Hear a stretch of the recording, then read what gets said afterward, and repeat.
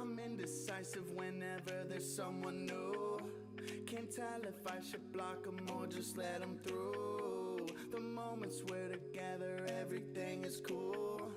But at this point in life, I don't know what to do. I gotta know when to stay and when I should go. Learned my lesson a while ago. Where I'll end up, nobody knows. Should take it slow, move with caution along this road. Could be dangerous, I don't know. But at this time, I'm just trying to pick up the vibe. I feel like it feels right this time. Maybe not, I can't quite decide. But at this time, maybe I should just live my life. Let it go and enjoy the ride. Maybe not, I can't quite decide. Keep calm when the wind blows. I know everything gonna work out, so I aim up high when it feels low. I know it's hard to trust someone these days, and I know I go overboard when I think about all these things. Thoughts inside my brain, try to keep it sane. I gotta know when to stay and when I should go. Learned my lesson a while ago. Where I'll end up, nobody knows. Should take it slow, move with caution along this road. Could be dangerous, I don't know. But at this time, I'm just trying to pick up the vibe. I feel like it feels right this time. Maybe not, I can't quite decide. But at this time, maybe I should just live my life. Let it go and enjoy the ride. Maybe not, I can't quite decide. But at this time, I'm just trying to pick up the vibe. I feel like it feels right this time. Maybe not, I can't quite decide. But at this time, maybe I should just live my life. Let it go and enjoy the ride. Maybe not, I can't quite decide. But at this time, pick up the vibe. Feels right this time. I can't decide. But at this time, just live my life. Enjoy the ride. But at this time, I'm just trying to pick up the vibe. I feel like it feels right this time. Maybe not, I can't quite decide. But at this time, maybe I should just live my life. Let it go and enjoy the ride. Maybe not, I can't quite decide.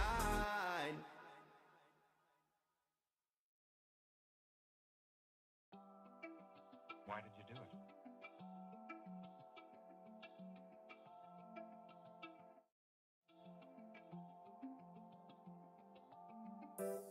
Been thinking way too much lately, but ain't that what we all do? Sometimes it feels like we're going crazy from this life that we're going through.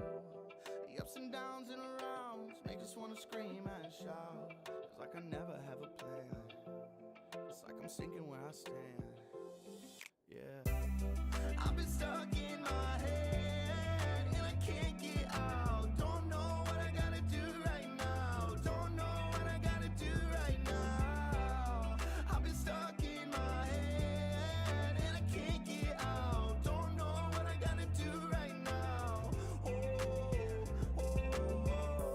It really does feel like there's no way out. Running around in circles with no exit to be found. Tell me, have you ever felt like this? I keep on trying and trying again, but sometimes I can't tell the difference between the start and the end. It's something like a maze that's just began. I've been stuck in my head and I can't get out. Don't know what I gotta do right now. Don't know what I gotta do right now.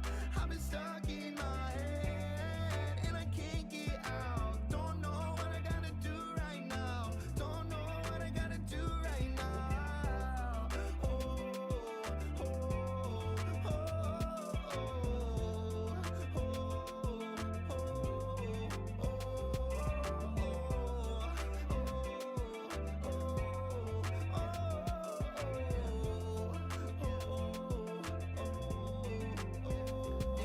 yeah, thinking way too much is causing me to lose control of who I am, and all my motivations going out the window, man. I can't just let it go. I gotta pick myself back up and realize that everything is gonna be okay. I've had enough of feeling like I'm overwhelmed, feeling like I'm losing health. I know that life's a series of things that we gotta figure out, so I'll just keep on living every day. Give it all I gotta know that everything's okay, yeah. I'm not stuck. No, I made it out. I know what I gotta My mic was muted. Hello, everybody. I'm Thomas, and welcome to another solo gaming Sunday. This week, I am finally playing Dragonbane, the TTRPG developed by Free League, who also makes Forbidden Lands, that I've recently been very much having a good time playing on the channel. Which I'm looking forward to playing Dragonbane finally. I've heard many good things for it as a game itself, but also as a solo RPG. So I've been reading over the rules recently, been playing a bit this last weekend, and I'm excited to hop into it. I will say I'm still pretty new to the game. We'll make some rule mistakes along the way. This is my first playthrough, but I feel like I have a pretty good understanding of the game, and it's pretty easy and straightforward. There's a lot of familiar bits and pieces from other games. It's made by the same company that makes Forbidden Lands, so a lot of similar, DNA between those games. I've heard it's also similar to RuneQuest. So I haven't played that, but I've heard it's pretty similar. But yeah, I'm looking forward to playing this today. Hope everybody is having a good Sunday. Hello there, Dallas. Welcome on in, being the first one in. Congratulations on that. Ryan, hello there, and Dean, welcome on in, all y'all. Hope everybody is doing good. Had a good weekend. I know I had a pretty good weekend. Streamed on Friday, did a little Fallout stream, which I had some fun doing. Made a little bit of progress with Lilith and VRAM. Not maybe as much as I wanted, but it wasn't a super long stream, and I was just happy to be returning to that series again. What else? I mean, I've been playing this last weekend to kind of prepare for this. What else? I don't know. I haven't been playing too much. I mentioned, I think last time, that I was going to play Slay the Spire sometime this weekend, but that didn't end up happening. I do want to return to that sometime soon some more. I want to continue grinding through some Ascension levels. But yeah, no, not too much really new with me. Yeah, no, not really. I mean, I kind of chat a little bit on the Friday stream about what I've been up to recently, but yeah, really not too much. Just getting ready for Gen Con. I'm gonna be doing a video for Gen Con stuff somewhat soon. So I'm excited for that. Yeah, I don't know what else. I feel like there's other stuff I was gonna talk about, but are we going for a pre-gen or creating a character? So I will be creating a character today. Character creation is very, very simple, which is nice. And I've talked about, like, maybe I'd do character creation on a different stream. I think today's character is going to be pretty basic, and with Dragonbane's kind of solo mode, it's different than the main game. It's kind of like a mini adventure system just made for solo. So I'm not worried about making the most in-depth character with the most detailed background, because there's a good chance this character might die right away. I'm also pretty new to this game, so I know I'm going to make a lot of rule mistakes this first time, so I'm not too worried about getting a great character this first playthrough. So I will be creating one. I have a few ideas in mind of like the kin and like the profession I want to play, but nothing locked into place. But we will be doing that today. Yes, and then yeah, as you can see, I'm on Foundry, so maybe I'll go over that all here in a bit about some of the modules I'm using and whatnot. But I've been playing on Foundry, and it is quite great. It's another Free League game, and they make their own Foundry modules, which speed up things so much. They have all the rule books in here. It's great. I'll go over Foundry stuff here in a bit, but it's been making playing this really nice and simple, which is great. Let's see. I was watching some Me, Myself, and Die videos, because Trevor, guy who plays on that channel, did a couple of Dragonbane videos. So I watched his tutorial video, and then I was watching through him play through this Deepfall breach solo scenario that we'll be playing today, which is kind of fun. Just to get an idea of how someone else does it. But you vote Mallard. Yeah, that's just a given. Like, there's a duck character and you expect me not to play it? Like, yeah, no, I'm 100% playing the Mallard. I did in my solo play. I'm totally gonna play a Mallard today. But profession, I don't know. I had an idea at first, but I might change it. But yeah, no, I love the idea that there's a Mallard character, which is pretty great. But yeah, trying to think what else. I kind of want to get hopping into this because I think today's gonna be a little bit shorter of a stream. I have stuff I kind of want to do after stream today before I go to bed, so I need to save a little bit of time later tonight for that. So yeah, I might kind of just start hopping into this, and yeah, let me double check. I didn't have anything else I need to talk about. I feel like there was something. Ooh, okay, that didn't break. Anything good? No, I got nothing. Got nothing. Okay. He's at Gen Con, right? What do you mean he's at Gen Con? But yeah, I guess we can kind of get hopping into this. Do have my physical version next to me of the little pamphlet. You can see here, this is the whole solo pamphlet. It's like a pamphlet. There's not very much here. It's just a couple of pages, and then I have the actual core rule book. It's like a soft page. Good quality, not super thick, but yeah. There's also another adventure book, but I don't have that with me at the moment. I did get that in like my little starter kit. Let me change the music over a little bit. And I guess we'll hop into Dragonbane, shall we? Trevor Duvall. Wait, Trevor Duvall's gonna be at Gen Con. Really? I didn't know that. I wonder if he's doing like any panels or maybe like something like that. That's good to know. This week I have been pretty bad about signing up for events at Gen Con because I kind of just like exploring.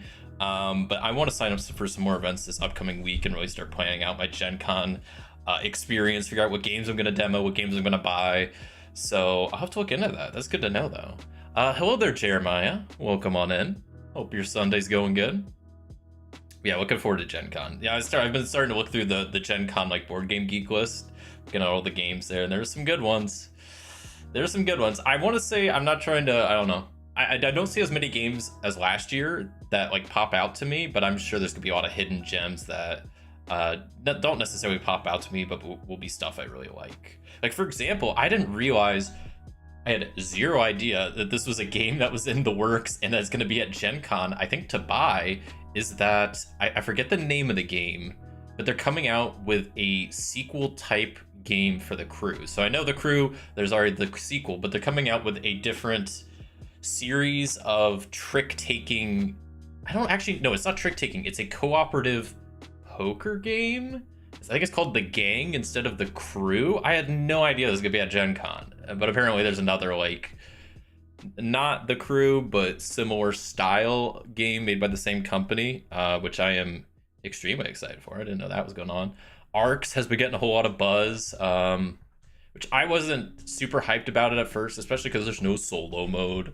But I watched at least through some of the Shut Up and Sit Down's like review of it, and it makes me want to maybe pick it up at Gen Con because I don't know. I kind of want to try out the game. It looks cool. It's a trick-taking game. And even if it is like the hotness, I don't know. I kind of want to. I try not to get too caught up in the current, hypes and trends of games, but sometimes it is fun. Sometimes I feel like I kind of miss out on trends. Like, I still have never played Arc Nova, and that's like the number 4 game, and that like shot up on Board Game Geek. I've never played Heat. There's a lot of really good new games out there that I haven't played, so Arc seems to be really getting a lot of buzz.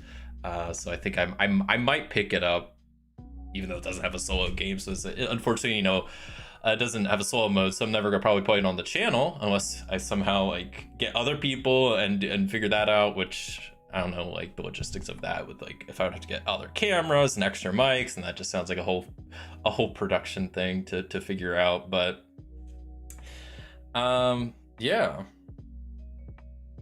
Random question: have you done Bury Me in the Rift? I have the 9-card print and play, but cannot wrap around any of the written rule sheet. I have not. I haven't played too many print and play games. I mean, I've played a couple of games that have print and play versions. Like, I've played a couple of button shot games that you can like print and play. Grove and Orchard are both print and play. I've done a couple of print and play specific streams where I played things like Doom Machine, Supermarché, was it A Simple Life? There's another game, Mini Rogue. I think those are the main like print and play ones, but that's like, I should really look into more of those games because there's a lot of them out there and a lot of them people really like. I know like Aquamarine, I've heard good things about, and there's one that's like another like submarine game. I forget, it has kind of a long name, but there's a couple of really good print and play games that I just need to get around trying. Maybe I should return to that. But no, to answer your question, no, I have not tried that one. Hello there, Katie K. Happy Sunday to you too. Welcome on in. Hope you're doing good. But yeah, let's just hop into some Dragonbane, shall we? Let's hop into it. So before I get too far into this, I'll quickly go over sources, tools, etc. that I am using. So I am on Foundry Virtual Tabletop. I will quickly open up the modules tab to show you what different modules I'm using. I'm not using anything crazy that I wouldn't normally use. So I'm using like Dice So Nice and Dice Tray for just dice modules. I'm using the Dragonbane official module. I'm using Mythic. I'm using this pin module that just lets you pin windows. The small time module for the time in the bottom, and then the Year Zero engine combat for helping run combat. Those are the modules I'm using. I'm using the Dragonbane Foundry game system. And like I kind of mentioned, the one module is the core Foundry module that you can actually buy, which is really nice because when you buy it, then it's really well made and it has like all of the rules built in. I can pull up, just like kind of Forbidden Lands was, you could pull up all the rules. If I want to know how character creation works, boom, I got it right here. Even though, I mean, I got the rules right next to me, but it's nice that I can, show y'all here and have it pulled up in Foundry. It's super nice. It's got all the items created. It's got all the, I can pull that up. Items, rules, all the gear. So you go under gear, armor, and helmets. It's all there. All the info's there. Pictures are there. It's great. All the NPCs, rules. You got the bestiary of all the NPCs and different monsters.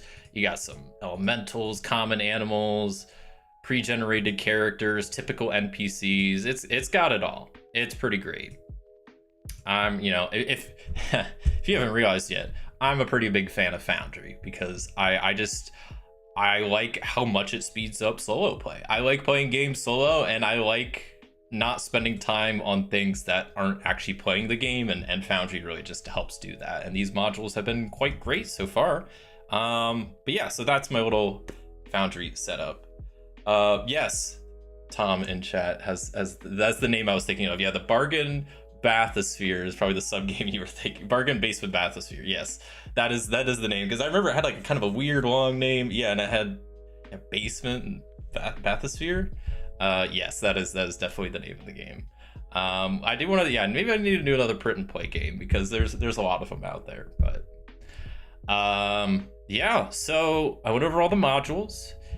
So let's go over the rules and kind of what Dragonbane is. I'll quickly I mentioned this at the beginning. I'll mention it again real fast. I am very new to this game. I've only really actually played it this last weekend for the first time.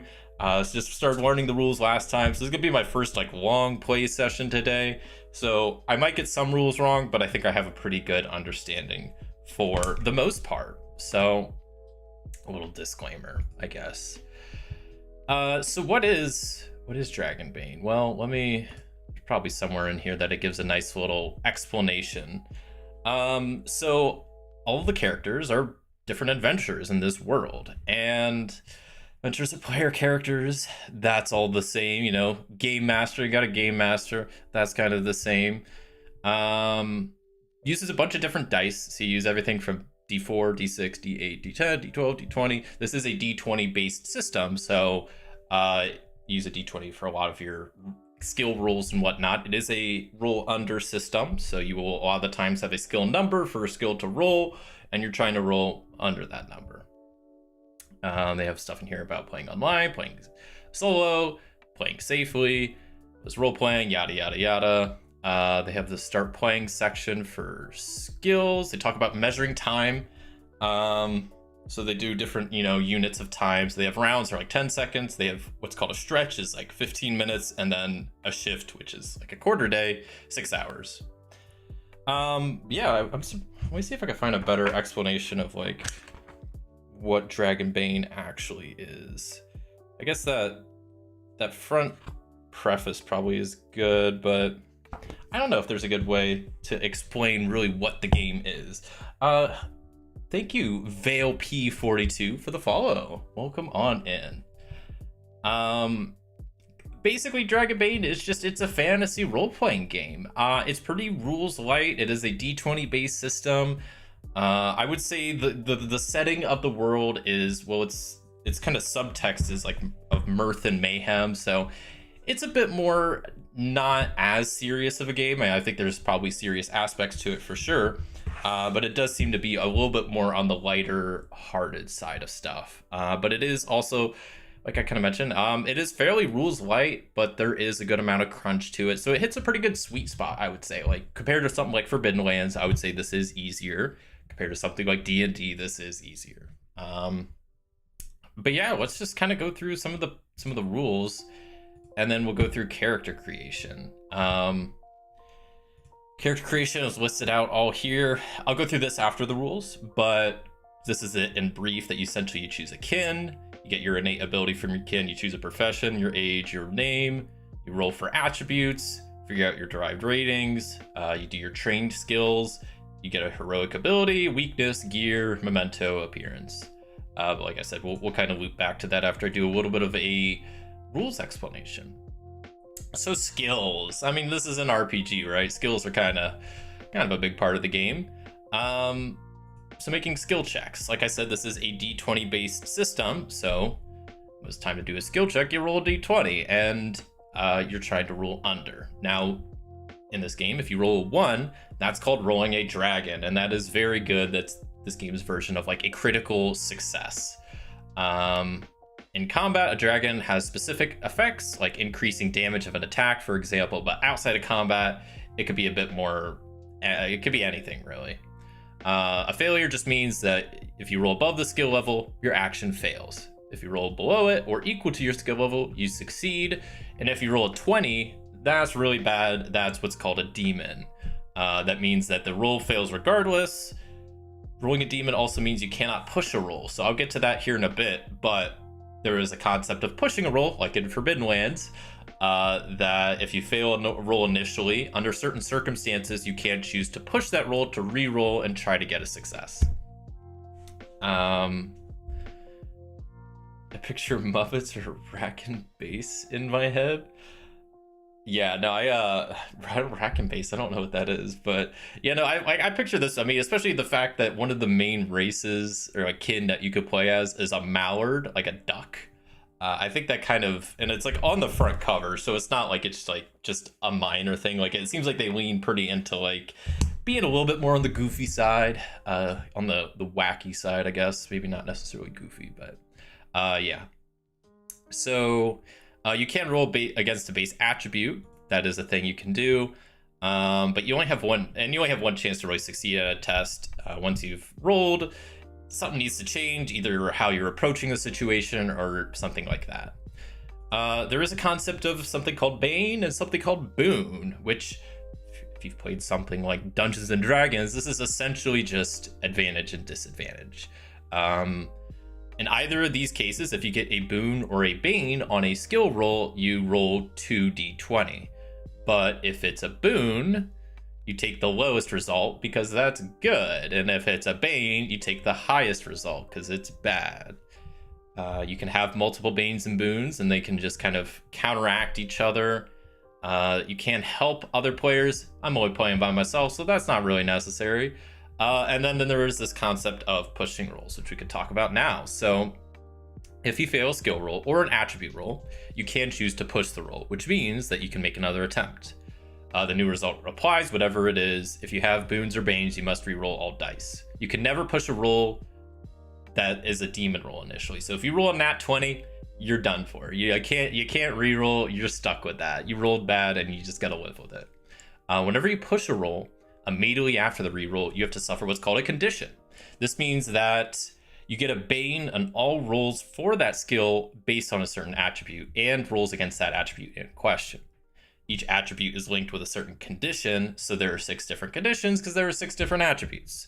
I didn't really talk about the attributes earlier, but it's pretty standard RPG stuff. Your 6 attributes are strength, constitution, agility, intelligence, wisdom, and charisma. And as you can see here in this little chart, there is a condition linked to each of them. So you got exhausted linked to strength, sickly linked to con, dazed to agility, angry for intelligence, scared for willpower. I think I called that wisdom. It's willpower. And then disheartened for charisma. You do get to decide which conditions you get from pushing a roll, but there's 2 important restrictions. You cannot choose a condition you already have, and you must be able to explain how the condition results from the action you're trying to perform. So you got to have some fictional way to explain why pushing this roll would make you angry or dazed, and you can't do that if you're already angry or dazed. And that's pretty much that. Once you have all 6 conditions, you can no longer push rolls. Conditions also, besides their in-game effects, provide inspiration for role-playing. But yeah, the in-game effect is like I kind of mentioned earlier. If you're exhausted, since that's linked to strength, as long as you're exhausted, anytime you do anything related to strength, you're rolling with a Bane. So you're rolling 2d20 and taking the higher one, which is bad. You can heal conditions. There's different ways of resting, which we'll go over here in a little bit. And yeah, NPCs and monsters, only the player conditions. The characters can push their rolls, so NPCs can't. There's opposed rolls. Opposed rolls are pretty straightforward. Just both people roll for the skill that applies for them. The person that's like actively doing the roll, if they fail, or if you fail, your action fails as well. So regardless of what happens, if you fail, or if you succeed but your opponents fail, your action succeeds. But if you both succeed, you go with a lower roll. If they're both equal, then I think you just get to do whatever you get to do your action. But yeah, that's opposed rolls, pretty straightforward. You got a core, I think it's like 30 skills. There's a lot of core skills. I'll just skim through them, but you can see here, most of them are pretty self-explanatory. So you got acrobatics, it's for jumping, awareness, for being aware, who would have guessed? Got bartering, beast lore, bluffing, bushcraft, crafting, evade, healing, hunting and fishing, languages, myths and legends, performance, persuasion, riding, seamanship, sleight of hand, sneaking, spot hidden, swimming. And then you have weapon skills for axes, bows, brawling, crossbows, hammers, knives, slings, spears, stabs, and swords. Lots and lots and lots and lots of skills. Personally, I'm a big fan of having a lot of skills like this. I like games that do that. As you know, as much as I have like little gripes here and there with D&D, that's one thing I quite liked about D&D is having like the whole bunch of skills and based on the attributes and all that stuff. So like I said, there's gonna be, you know, a lot of RPGs share similar DNA with a lot of other RPGs, but I noticed, I mean, as I was playing this, it seems like it's kind of like a combination of like D&D plus like kind of like Forbidden Lands, but also it's its own thing. It's a pretty cool combination of stuff. Heroic abilities. Heroic abilities are the cool abilities you get during the game. Besides spells are their own separate thing, but besides that, you can think of these like a D&D feat. You could think of them like talents from Forbidden Lands. They're just special abilities that give you cool things you can do. Most of them have some requirement of a certain like skill level or maybe an attribute level. And then a lot of these are like not one-time abilities, but when you use the abilities, they cost a certain amount of willpower points, which we have not talked about willpower yet, but I'll get to that here soon. But that's just like a meta currency that you can use for your heroic abilities. So that's that. All right, we're moving right along. Now to probably, we can maybe back up a little bit to the character because I was talking about willpower point. I'll quickly talk about kind of characters and maybe some of the stats. So you got a kin, which is like your race. The main thing this dictates is what your starting heroic ability is based on your kin. You have your profession, which once again doesn't dictate too much. It dictates your key attribute, which comes into play when creating a character. Your skills, which dictate what skills you can kind of put points into when you're creating your character. And you also get a heroic ability. Your age just dictates a few attribute related things. You got your name. Attributes, like I said earlier, you have the 6 main ones, and willpower is one of them. So I guess there you go. I talked about willpower. It's I forgot it's one of the 6 main stats. And so if you have a 12 in willpower, you have 12 willpower points to choose from. Your movement is based off your kin. You might have a damage bonus based off your strength and agility. Your HP is directly taken from your constitution. Your willpower points is directly taken from your willpower. It's great. Skills, you get a certain amount of skills based on, or your base chance is what it's called, based on your attribute.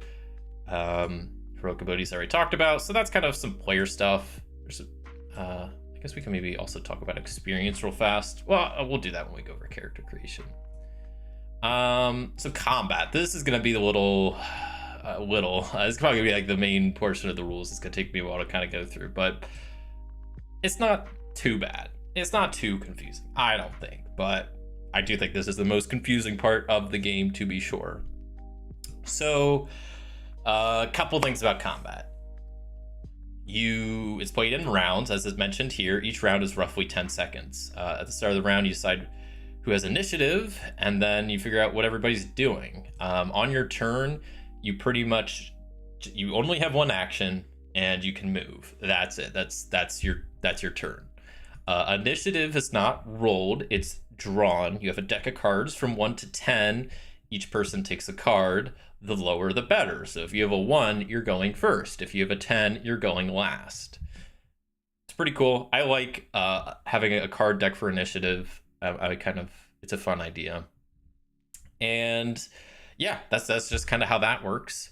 If you want, you can kind of group like groups of NPCs under a single initiative. If you have a surprise round, you get to choose any initiative card you want in the first round of combat, which is pretty nice. There's this thing of waiting. There's a good amount of optional rules in this game, which I like because they're optional, so especially if you're like me, who's just starting out trying to learn the base game, you don't have to use a lot of the optional rules. So there's this thing about you can wait essentially on your turn, so you can kind of swap initiative cards. I probably won't be doing that much. But actions. So like I said, your turn, pretty simple. You get a movement, you get an action. So you can decide whether to move before you act or after. It's kind of up to you. So actions, I guess we'll just kind of go into this. So there's pretty much just everything is an action, but there are a couple of what's called free actions, small things that you can do, but you can only do, I think, each of them like once per round, essentially. So stuff like, drawing a weapon kept at hand, dropping something to the ground, shouting a few words are all free actions that you can do. They don't count as your action in the round, but you can only perform each one once per round. So there's a couple of small things, but for the most part, each thing is just an action and you can only do one thing per round. Reactions are also kind of a thing. So some actions are not performed on your turn, but on the opponent's turn. And these are called reactions because there are parrying and dodging in this game. So those kind of happen on opponent's turns. This uses up your own turn in the round, which means that you cannot perform a reaction if you've already done your turn and performed an action. Whenever you perform a reaction, you also lose your movement in the round, which is good to know. I forgot about this little aspect. So several reactions such as dodging or parrying give you a certain movement as part of your action. And here's a list of kind of all the different actions and all the different free actions. Free actions I kind of went over, like I mentioned, there's a couple of them and you could do up to each one once per round. And then here's the whole list of actions, which nothing too crazy here.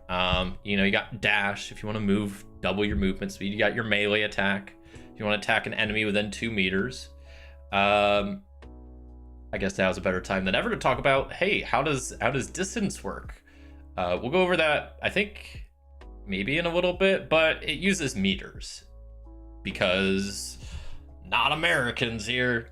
And so basically, if you're using like a grid, like here, each square is 2 meters.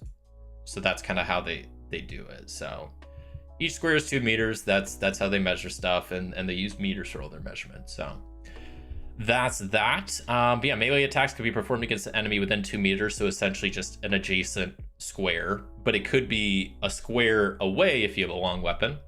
Ranged attacks, pretty straightforward. There's parrying, like I mentioned, so both melee and ranged attacks can be parried, but the latter requires a shield. Parrying is a reaction that takes place outside your turn, replaces your regular action. You can also dodge, that's the other reaction that you can do. You can pick up an item, equip, unequip. You could first aid, which is a skill check to just stabilize someone, essentially. Doesn't actually heal them, just stabilizes them. You can rally also to try to stabilize someone, essentially. You can break down a door, pick a lock, use an item, activate an ability, cast a spell. You can help, and you can rest. Do what's called a round rest, which just recovers willpower points. Doesn't recover HP, but it's still pretty useful if you're low on willpower points, I guess. And this can only be done once per shift, which is once per... Ah, shoot, I need to start by getting better at the once per shift. That's 6 hours. I forgot. Honestly, I'm not a huge fan of these terms of stretch and shift for 15 minutes and 6 hours, especially because I've been so used to quarter days for Forbidden Lands, and that I like. But then stretch, I don't know. I just gotta get used to the terms, I guess. It's just a me thing. But those are the actions. There's a couple notes about movement. You can dash, like I mentioned. That is an action you could do. You can stand, you can crouch, you can leap. Talks about if there's a door, if it's closed door but unlocked, costs half your movement. There's all this stuff, which we don't really have to go into detail. Enemies, how to move past that, free attacks. Basically, there's the concept of like having an attack of opportunity. So if you're standing next to somebody and then the enemy moves away, you must make an evade roll, and then if you fail, they get an additional melee action. Sneak attacks are a thing, so you've done both melee and range, but never during active combat. You just make a sneaking roll, and then you sneak attack. There's different types of terrain modifiers to help modify combat. So you got stuff like an area could be cramped, so all melee weapons except piercing weapons and subtle weapons get a bane roll. You could have rough terrain, you could have dimly lit terrain. Here's a little note about combat maps, which is pretty much what I said, that each square is just a 2 by 2 meters, and that's kind of how that's done. Hello there, Michael. Hope you're doing good. I gotta go to work, but we'll catch this later. Good luck. Well, thank you. Hopefully you enjoy this whenever you get around to watching it. Hopefully I don't jabber on with rules too much. I've already been talking for... There's no way I've already been talking about rules for a half hour. That's not right. I don't think it's been that long, but it's probably getting pretty close. But once we get through the combat rules, I mean, that's pretty much it. There's a few things to go over for the adventures and a few things to go over for the solo, but you know, this is the first time I'm playing this, so I want to do the most in-depth kind of rules explanation my first time, and then whenever I return to this, I'll kind of, you know, not go into as much depth with all this. So to attack someone in melee, you got to be an adjacent grid most of the time. You use the skill that covers that type of weapon. So like I said, there's kind of different skills for each weapon type. Damage is just determined by the weapon. You might get a damage bonus from having a certain amount of strength and agility. You sometimes can get a bonus from that. Yeah, and then it also can be decreased by whatever armor they're wearing. So you don't roll to hit in this game. You just kind of roll to use your weapon, and then the damage is always done, but then the armor kind of subtracts the damage done away. So weapon, you can have up to 3 weapons at hand. You can write them down. To attack with a weapon, it must also be drawn. Some weapons have a strength requirement. Some indicate whether they're one-handed or two-handed. Some weapons are long, which allow you to attack further away. If a target is prone, you get a boon and an extra d6 damage against them. If you roll a dragon when you attack, that's a critical hit. And what's cool about that is, so it says this means that a dragon roll is required to parry or dodge the attack.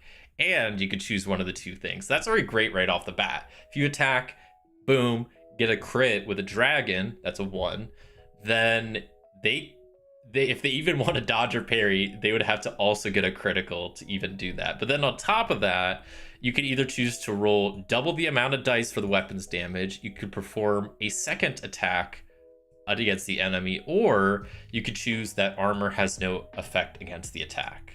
But this bottom option can only be done if the attack deals piercing damage, which is an optional rule which is types of damage. So there's kind of three main types of damage. You got slashing, piercing, and bludgeoning, and they kind of have different effects. So like, yeah, you can only do this if it's piercing damage. Some armor, I think, works better against some types of damage. There's certain in-game reasons for doing it this way. Personally, I really like having different types of physical damage effects, because then it lets you do some kind of fun stuff where, you know, chainmail is better at blocking against slashing damage but not piercing damage. So I just like little things like that, and I like that, you know, you don't have to get too in the weeds, but just having like slashing, piercing, bludgeoning feels like kind of enough. So I'm glad the game does that. You can shove, that's a rule. Demon roll and melee. If you roll a demon, there's like a mishap table. Let's see, there's stuff about hitting inanimate objects. Parrying. Okay, so there's kind of a lot of rules about parrying and dodging. We'll go into this now, because this is a little confusing, but not too bad, I don't think. So I'll just straight up read it. When hit by an attack in close combat, you could choose to parry the attack with a drawn weapon or shield. Note that you cannot draw a weapon to parry. It just has to be already out. So you must declare that you're going to parry before the attacker rolls damage. You cannot parry unarmed. It's also impossible to both parry and dodge. You can parry while prone. When parrying, you roll against your skill level for the weapon. It is a reaction, so it replaces your regular action, and that means, you know, you can't do your normal action on your round. If it succeeds, the enemy's attack hits your weapon or shield, and you suffer no damage. However, the enemy will still roll their damage to see how much they do, because if the damage exceeds what's called your weapon's durability, the weapon is damaged and cannot be used again. So I will real quick, because I know that was a lot of words I just said. If I go under gear and where are weapons? Oh, they're like melee weapons. I'll pull up a battle axe, right? So it's battle axe here. It's one-handed grip, 13 strength to use it, range of 2, 2d8 damage, as a 9 durability. So if I used my battle axe to parry and they did only 8 damage, that means my battle axe is fine. It's chilling. I block the damage. But if they do 10 damage, I still take no damage, but that would break my battle axe. I would click broken here, and then it's essentially, like it says, it's unusable until it's repaired with a crafting roll, which is kind of fun. So that's kind of a cool thing you could do. That's how parrying works. If you parry, if you have a shield drawn, you can parry with that instead. There is no skill for shield, so you just use any strength melee skill. Piercing attacks can never damage a parrying weapon or shield, and monster attacks normally can't be parried. So that's parrying. It's kind of a lot, like I said, but I think it's not too bad. It's definitely the stuff that confuses me the most. Combat, parrying, and dodging is what confuses me the most currently with the rules. But I think also, you know, going through it again right now is also helping me out. So if you roll a dragon while parrying, remember, dragons are good. That's a crit. That's a natural one.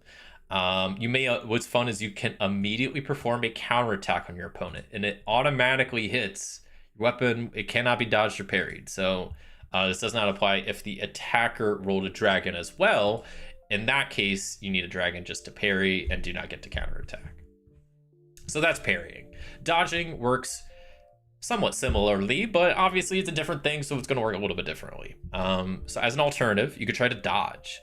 You cannot parry and dodge in the same attack. You can dodge while prone.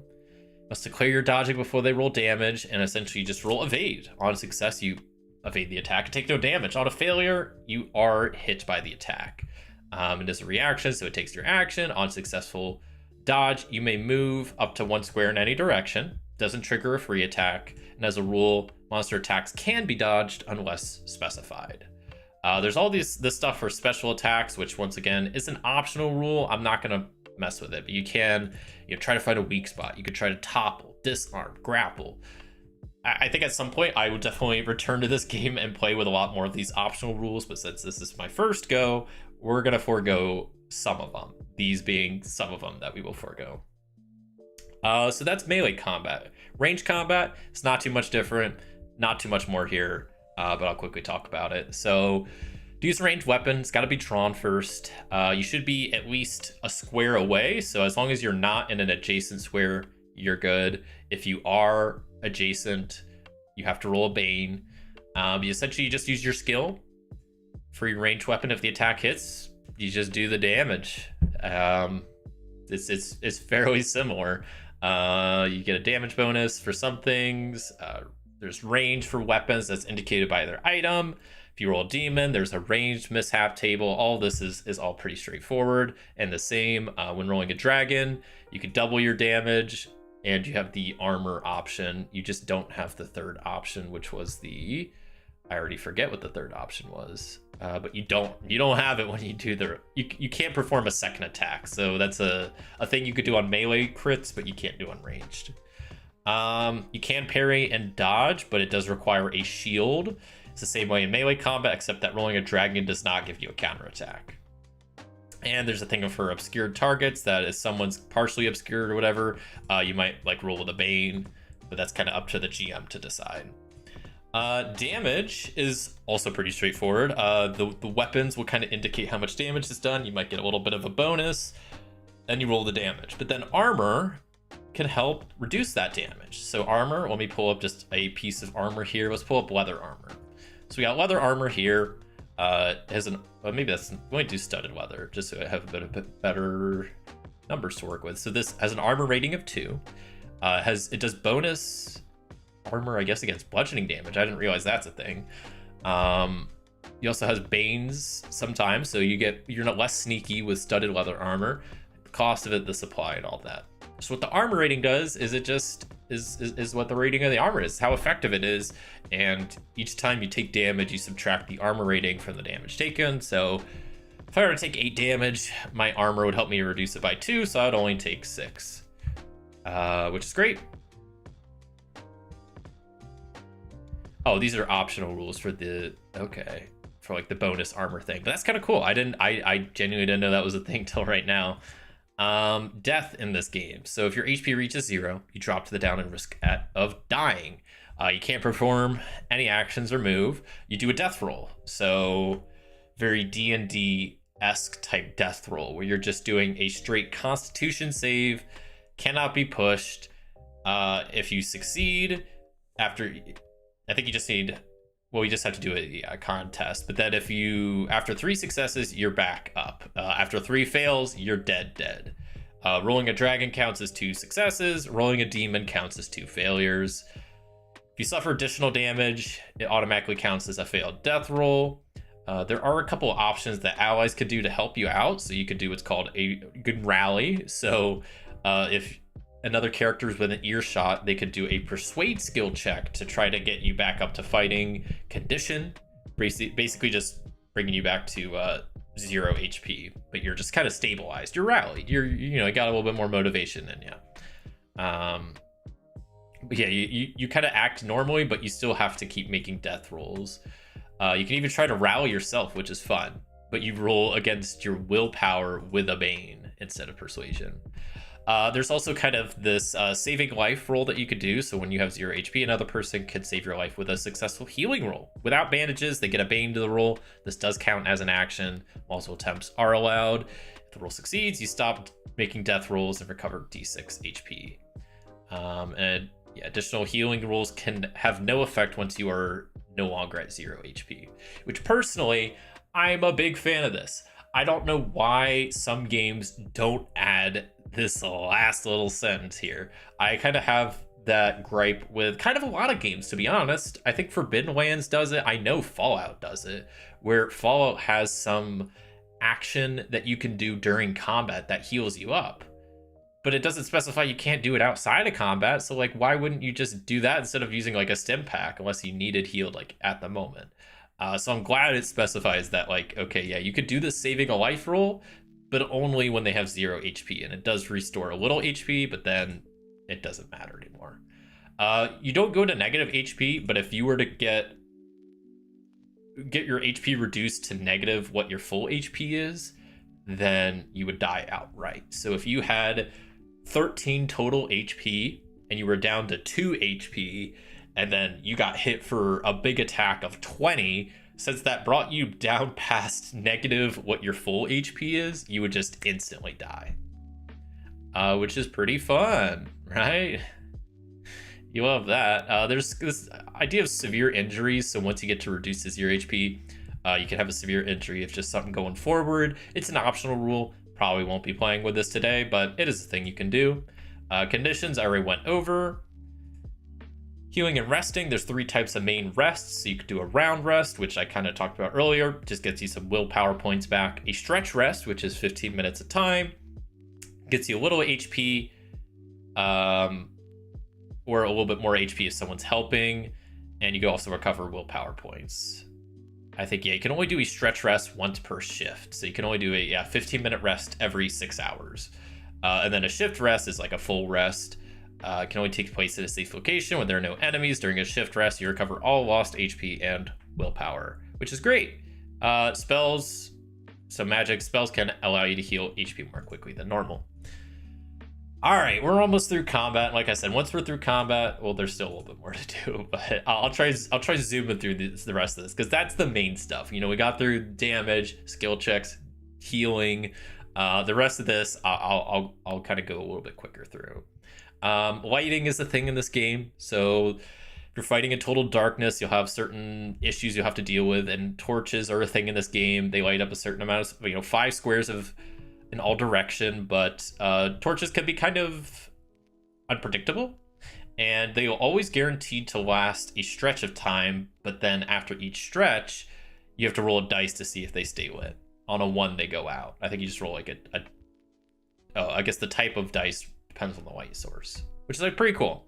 You can get feared in this game from creatures that do like fear attacks, or what they call. There's a table for that. You can get poisoned. There's all stuff for poison, different types of poison. You can get diseases.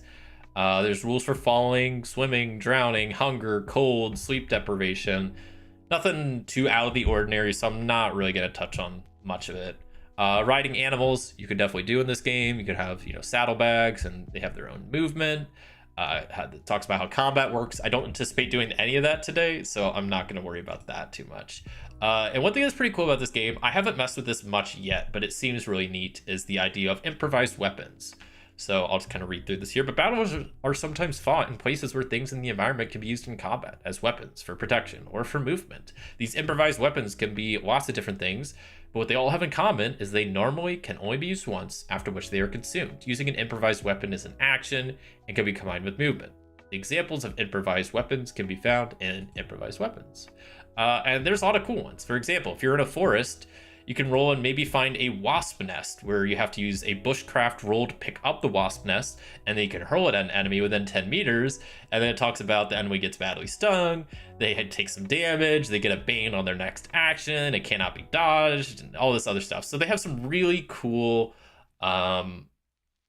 improvised weapons. If you're in a building, you can grab a torch and use that. If there's a wine bottle at an inn, it shows you how to use that. And what's cool is they give you a lot of cool ideas for improvised weapons, but then you can also use a lot of these as kind of a start to make your own improvised weapons. So if you want to add different types of bottles, you can just take the wine bottle as a start and then make your own improvised weapons, which I think is a pretty cool thing. But like I said, I haven't messed with a whole lot myself yet. We're gonna quickly go over the adventures section, which there's not much here to talk about, but it is important, and then we'll go over the solo adventure that we'll be playing today. How are we doing on time? We're almost at an hour in, and I still haven't gotten to character creation. This is great. I'm going slow like normal. How are we gonna generate our initial scene? So I'll get to this here in a bit when I go over it, but how Dragonbane does solo play, I mean, you can't just play the game normally solo, make your own adventure, whatever, but they have a specific kind of, I don't even know what to call it, but it's kind of like I would call it like a solo scenario that does take place in the world here of this Misty Vale, but it's pretty, they kind of lay it out for you. We have like these different missions that you go on to do different things, and they have like mission outlines, but some of them are like more vague. So I'm just gonna go through the missions and do those today. So they already kind of have that set up. So my initial scene will probably just be going to like the breach and figuring that out. But it's a really cool way of doing solo. I kind of, because you can play this normally and kind of just, you know, have your own adventure and not use this loaded Deepfall breach, but I think it's a fun little game mode to have, and that's at least what we're going to do today. I'm not saying, you know, if I return to this in the future, I might just play it as like a normal campaign type thing. But yeah, today we're just going to do the Alone in Deepfall breach, which is kind of like a little bit of a different solo scenario, but I'll explain that here next. I just want to quickly go through the adventure section first, which kind of just talks about, we won't actually, maybe I don't need to go through this, but I'll quickly touch this because I just want to, but you know, we're not really going to use it today much at all because of we're doing the Alone in Deepfall breach, which is not going to be doing much journeying stuff, but I'll talk about it. So I've already said this, I should take a shot every time I say this, but a lot of this is similar to Forbidden Lands. So kind of like in Forbidden Lands, there's a concept of, you know, traveling. And when you travel, you have someone that's the pathfinder and kind of leading the way, and you have an idea of making camp, and you can forage for food, all very reminiscent of Forbidden Lands for sure. But yeah, you can there are 4 shifts in a day, and so as a rule, the player characters can hike through 15 kilometers per shift on foot, 30 kilometers on horseback. You could force march. Someone needs to be a pathfinder to try to look out for the journey. There's random encounters that can happen. There's stuff for making a camp, and if you have a tent, all that stuff, you can hunt. It's all great.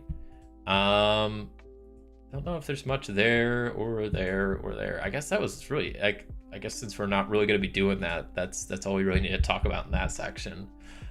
Cool. So we're kind of in the last little bit of rules. This isn't really rules. This is, I'll quickly talk about the scenario that we're playing today, but then there's a bit of lore that I'll go into once we actually start for this, like, you know, a little bit of intro text to read. But what we'll be playing today is the Alone in Deepfall breach. I guess they call it a solo dungeon delving campaign for Dragonbane, which is, I guess, a good way to describe it. I'll read this little intro text here. But it says, legend tells of a wicked wound in the world struck by the demon lord Sathmog's spear, which called Deepfall breach, and you can actually see it on the map right there. There it is. Crazy. The perilous depths of the breach plummet leagues into the foundation of Misty Vale, comprising rough-hewn passages, echoing caverns, and ancient ruins. Only a fool would venture alone into the realm of chaos and shadow, and yet here you stand. This is a solo adventure for Dragonbane, designed for play with a single character. No game master required. Undertake missions in Deepfall breach, imagining the details for each scene and the actions of the NPCs and monsters. When you must overcome danger, decide your approach, make a skill check roll to see how you fare. If you're unsure what happens next or want to leave, you can use the included tools and whatnot. So like, it's kind of cool. It gives you, it's a very unique way to do solo play. I've never seen another RPG do solo play like this, where it kind of gives you its own little like scenario that you could play, like that's not the standard way of playing, but it's a pretty fun little structure where it gives you like these missions, and you have like a threat, and you have these different waypoints, and it's pretty cool. It gives you a lot of extra tools to use for solo play, so it gives you its own fortune chart, which I'm going to be using Mythic today, but the game does come with its own like yes/no table. What is cool about the fortune chart, I will say that I kind of wish Mythic had something like this, is it has not only like yes/no, but it has a number chart. So if you just want to get a number, it'll tell you if there's a few or several or numerous. If you want a scale of something, you want what the power level of something is, what the quality of something is, the reaction.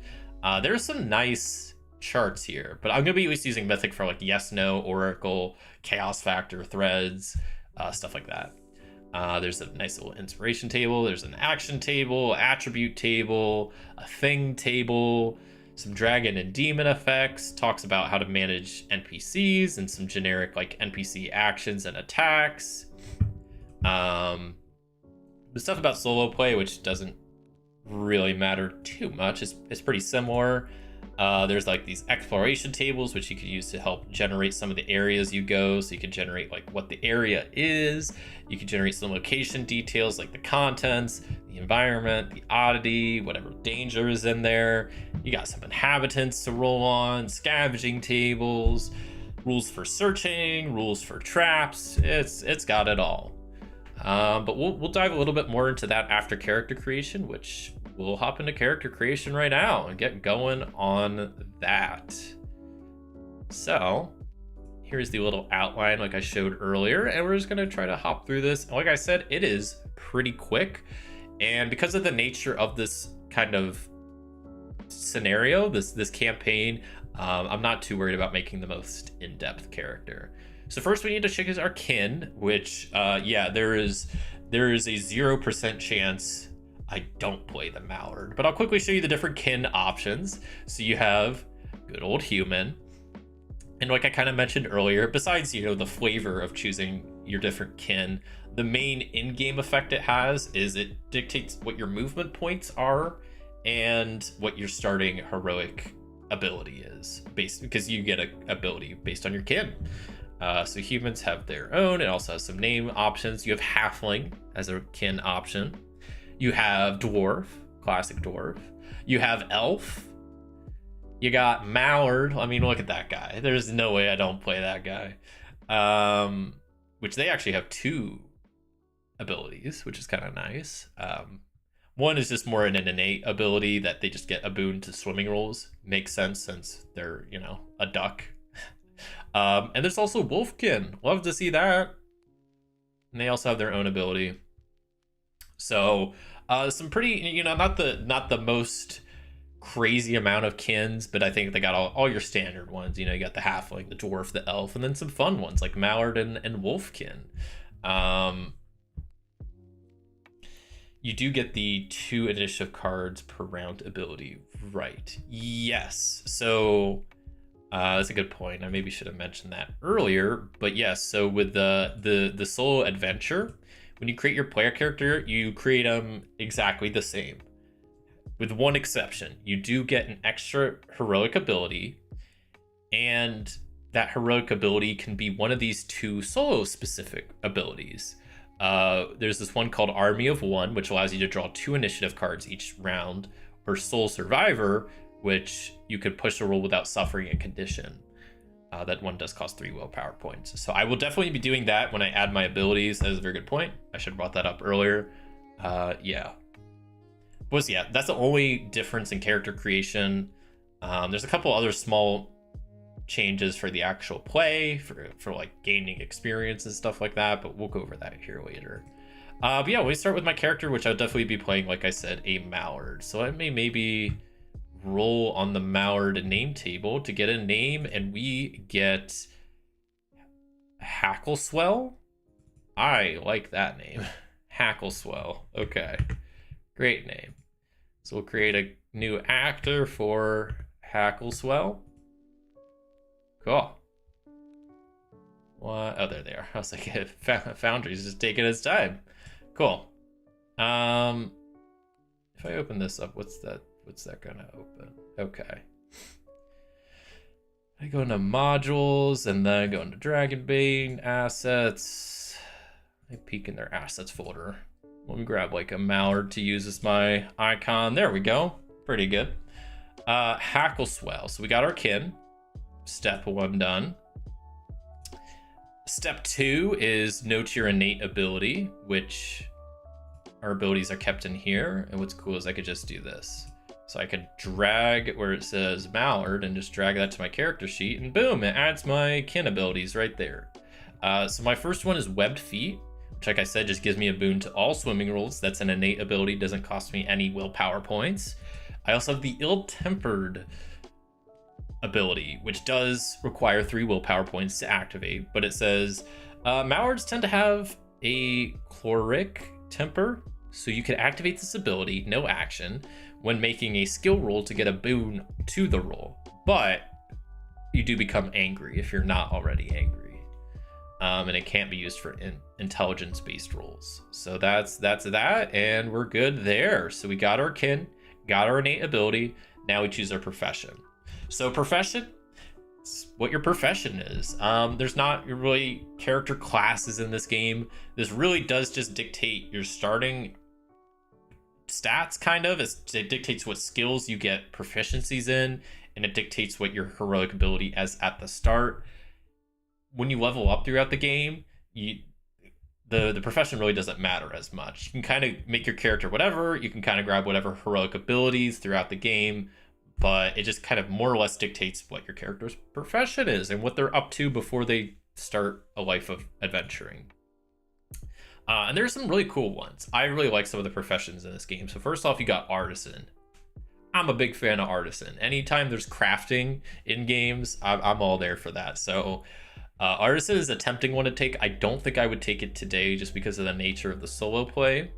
But I think if if I return to this game at some point in the future and do like an actual normal playthrough where I'm doing like a full campaign, traversing the map, stuff like that, I think I would actually go with artisan because it seems like a fun profession to choose. You got bard, classic bard. You got fighter, of course. You can't have an RPG without a fighter. You got hunter. Good old ranger. You got a knight, which is kind of fun. More of like a protection fighter. You got mage, your main spellcaster in the game. You got mariner. Once again, a pretty unique class that's more of a seafaring class. You have merchant. Very cool stuff. You can be a scholar. I don't know if I've ever seen a scholar class. I mean, I know that's kind of like a thing in like Arkham Horror. But I've never seen it in any of the RPGs I played. You got thief, your classic rogue type character. And those are all your professions. So I need to choose one. I think I was leaning towards maybe playing a hunter, but I think I'm going to play a fighter. I just want to see what the fighter's ability is. Ooh, veteran is kind of interesting. What are the other ones? Knight has guardian as their ability, which I don't know what that does. So let me look that up real fast. Would that be under skills? Yes, core skills? No, this is the wrong area.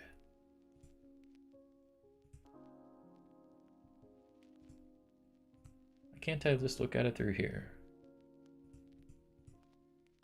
Oh my goodness. All right, I'm just gonna search it. There, I won. There we go. So for Guardian, you do not hesitate to take a hit when protecting your friends if you and another player character are both within 2 meters. Okay, so Knight is worthless for me. There's no way I'm playing a Knight. Okay, well I might just play a fighter then, because I think that was what I was initially going to go with, and that sounds good for me. So we will be a fighter. I think I just drag this here, and it just clicks in everything. So, gotta love Foundry. So it fills in my profession, and then it also filled in my profession ability, which is veteran.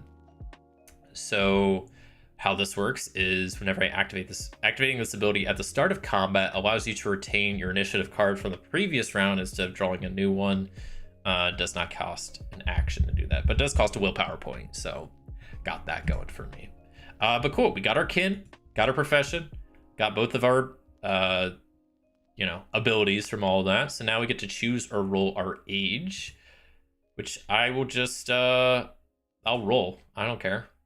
What's the worst that can roll, right? 6. So that means I'm old. I am old. Great. All right, well, that's fine. Oh, so that's already adjusting my stats. So I get strength, constitution, and agility -2, intelligence and willpower +1. But then I do get 12 trained stats, which is kind of an insane number of stats. But we'll get to that here, I think, next. Because we got our name. Oh, we got to roll for attributes. So this is fun. Yeah, attributes are just rolled in this game. And I think that's pretty fun. I know this is I think this is kind of how D&D does their stat rolling. I don't know. I get kind of conflicted with stats. I think personally, I'm more of a not point buy. I really like just standard array type stat generation where you have just an array of stats, you place them. I get the why people like rolling for stats. And I'm fine doing it this way. So you just roll 4d6, you remove the worst, and that gives you a score between 3 and 18.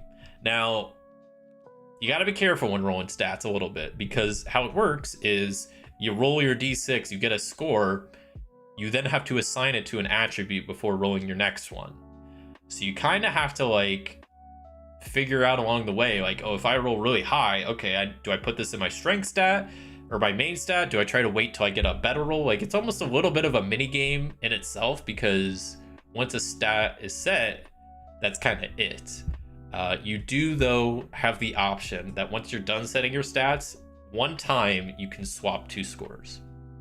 So there is a little bit of a thing at the end that you can adjust stuff, but for the most part, once it's set, it's set. So let's go ahead and do that. It looks like they got a button here to do this. So you just roll 4d6, remove your worst, which is roll 4d6, keep 3 highest, which I guess is what this command stands for. That's a really good roll. 17. That's almost the max you can get. Whew. So since strength, I mean, we're a fighter, strength needs to be our main stat. We will set strength to 17. Which I guess needs reduced because we're old, right? What is that? That was just a -1. It's a -2. Okay, we'll do the modifiers at the end for all of that. So strength, we got 17. We'll love to see that. Or we got a 17, which I'll assign to strength. We might get an 18, but I'll swap that around if we do. I doubt it. We get a 16 next. I'm going to assign that to Constitution. You know, if we're a fighter, we need good strength. We need good hit points. And we also are going to need a decent amount of willpower. That's like the last main stat I kind of worry about. 14. We'll put that in agility. I'm going to hold out for something a little bit better for willpower, but we got 3 rolls left. So, okay, 14 we'll put for willpower.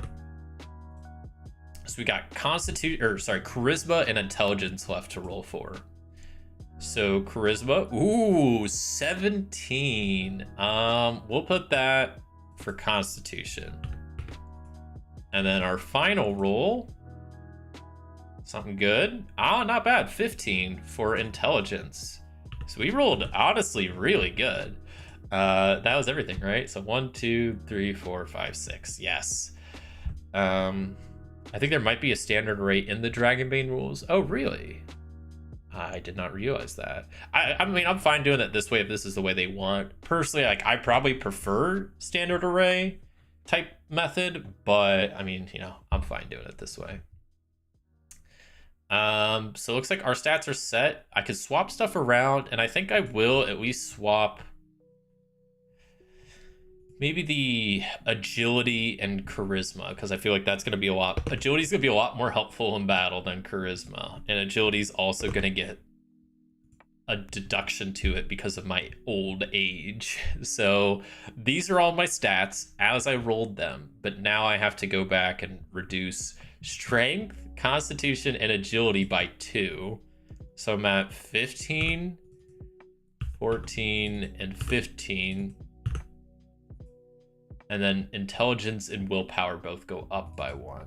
So 16 and 15. And there are my stats. We are all set. As you can see, Foundry does everything for us for our willpower and hit points. Go Foundry. Just calculates all that. Calculates all of our derived stuff as well. So our damage bonus for agility, our movement. Look at that. It just does it all. You know, there's a reason I'm a big fan of Foundry, all right? If you haven't realized that by now. So yeah, derived settings, we normally have to do this, but like I just said, Foundry kind of does it for us. So now we get to train some skills. Which, once again, there's a lot of skills, and as you can see, I don't have to set the base stats. They're already done for me. So love that for us. So how it works is you get a number of trained skills based off of your age. So since I am old, that is the benefit, is I get up to 12 trained skills, which is great. As it kind of notes here, 6 of the trained skills must be selected from your profession. So that's one way your profession comes into play. So, and I'll kind of read this part here. So skills represent knowledge and abilities, and you have acquired during your life as an adventurer. They are important as they determine how effectively you can perform each certain action. There are 30 core skills in the base game, and they are all described in the details in this chapter. Your skills are measured by the skill level on a scale of 1 to 18. The higher, the better. Every skill is connected to an attribute, which determines what's called its base chance in that skill. This is indicated on the character sheet. The base chance is essentially the free skill level you get automatically. So yeah, you can see here, if your skill level is between 9 and 12, your base chance is 5, or between 16 and 18, it's 7. And good old Foundry just did that all for me, so it already filled in all 30 base chances. And then what I get to do is train myself in some of these skills. So you start out with a number of trained skills, which I get 12. And what it essentially is, at the start of the game, your level in a trained skill is equal to twice the base chance. And 6 of the trained skills must come from those listed in your profession.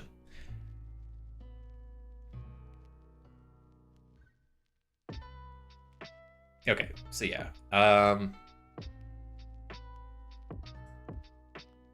Sorry, I'm just double checking how this works, but I think I'll just read what this says here. So it says, yeah, choose your chain skills by editing the value on the skills tab on the character sheet. The new values should be double the base. So you have to, there's no trained box to check. You have to manually do it. What a concept. So let me pull up my profession. So I have to do 12, and 6 of them are based off my profession, which should be the highlighted ones or the bolded ones over here, but I'm going to double check that that's actually correct. Yeah, so it's essentially all the weapons: axes, bows, brawling, crossbows, hammers, spears, and swords. So almost all my skill stuff is over here, and then evade is my one over here. So I can choose 12 of these to double up. So let me figure out. So I think, yeah, we just start figuring this out. So and 6 of them have to be from the bold ones. So we'll go brawling, we'll train in. We're gonna start with probably a sword. So let's go with swords. And let's also go with axes. You know what? No, we'll stick with swords and instead have crossbows as a backup, just in case. So that's 3, 4 for evade. I guess we'll go 5 for hammers and 6 for axes. I guess we have to do, 6 of them have to be from here. But now we can choose 6 more skills, which is kind of a lot.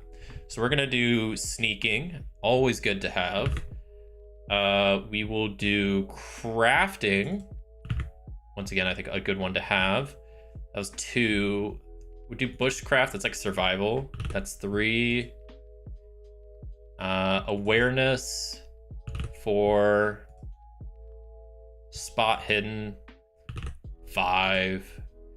And one more. We'll go with, I don't know, acrobatics. Those feel like good ones to have. And yeah, I think that's it for skills. Let me double check. Did our trade skills, so we got that all good, and 6 of them are from our ones that from our class or profession. So next we got to know our heroic abilities, which we've already done. We're good there. A weakness, so you can roll for a character's weakness if you want, which I definitely will do. I like the idea of having some weakness, so we'll just roll for a random one. And we get slothful. I take every chance to rest. Love that. That's a great little weakness to have. Save and close editor. Cool. Rolled our weakness. Now we get to roll or choose our gear. So based on our profession, there's different gear that you can get, so you can roll or choose, I guess. I will just choose mine. I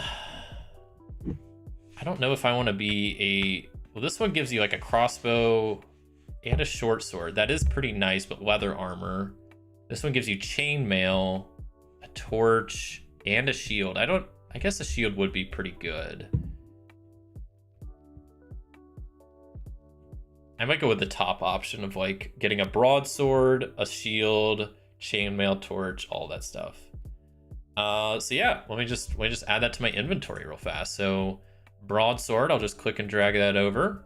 And it boom, pops in my equipped weapons. Love it. Small shield, drag that over. Oh, we get chainmail. I thought we, okay. That's great. Well, I'll take chainmail. We get a torch, which we'll put that in just our inventory. That doesn't need to be equipped. Flint and tinder. Great. D6 field rations.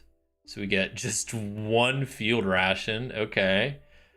I don't know how much of a fan of that I am, but we'll, we only got one. Okay. And then we get D6 silver. Okay, we got 5 silver to work with. Great. So we got our gear. Love that. That's all there is for that. And we go through the list, see if there's anything else. Roll for memento. We'll go ahead and do that. Memento is probably not gonna come into play much. I don't really think it does anything. It's more just like a role-playing thing, I believe. I'll have to double check if there's actually any in-game like mechanics to it, but I think it's just more flavor. So I got a bone whistle as my memento. Drag that into the memento slot, and then you could choose or roll your appearance, which I'm just a duck, so we'll just not worry about that too much. And Hackswell, I think, is ready to go. I think we're ready to essentially roll at this point. Got a character created. You can see it's all filled out. Got all of our bonuses, all of our skills right here, at least that we're proficient at, which is nice. So if I want to just quickly click, I can. And it just pops up there. You can add any boons or banes in there. Got our chainmail on, which is giving us 4 armor to prevent against, which is great. Yeah, this is the whole character sheet. We're ready to go. Pretty easy character creation. I don't think that took long. Would that take like 20 minutes, 15 minutes maybe? And I was going through explaining the whole process. If I was just creating a character, it'd be a lot quicker than that. But yeah, we got Hackswell ready to go. And yeah, we're about ready to hop into this. So I think I'm going to take a real quick few-minute break. I'll come back and we'll actually play some of this. I don't imagine we'll get super far. Like I said, I don't think I'm gonna be streaming crazy long today because I got stuff I want to kind of get done after stream. But there's like 5 missions. I think we'll at least hopefully get through the first at the very least, but who knows? It might, go crazy off course and take a crazy long time, or we might just smoke through it depending on how the dice roll and all of that. So yeah, I'm gonna take a real quick break. I'll be back in a few, and yeah.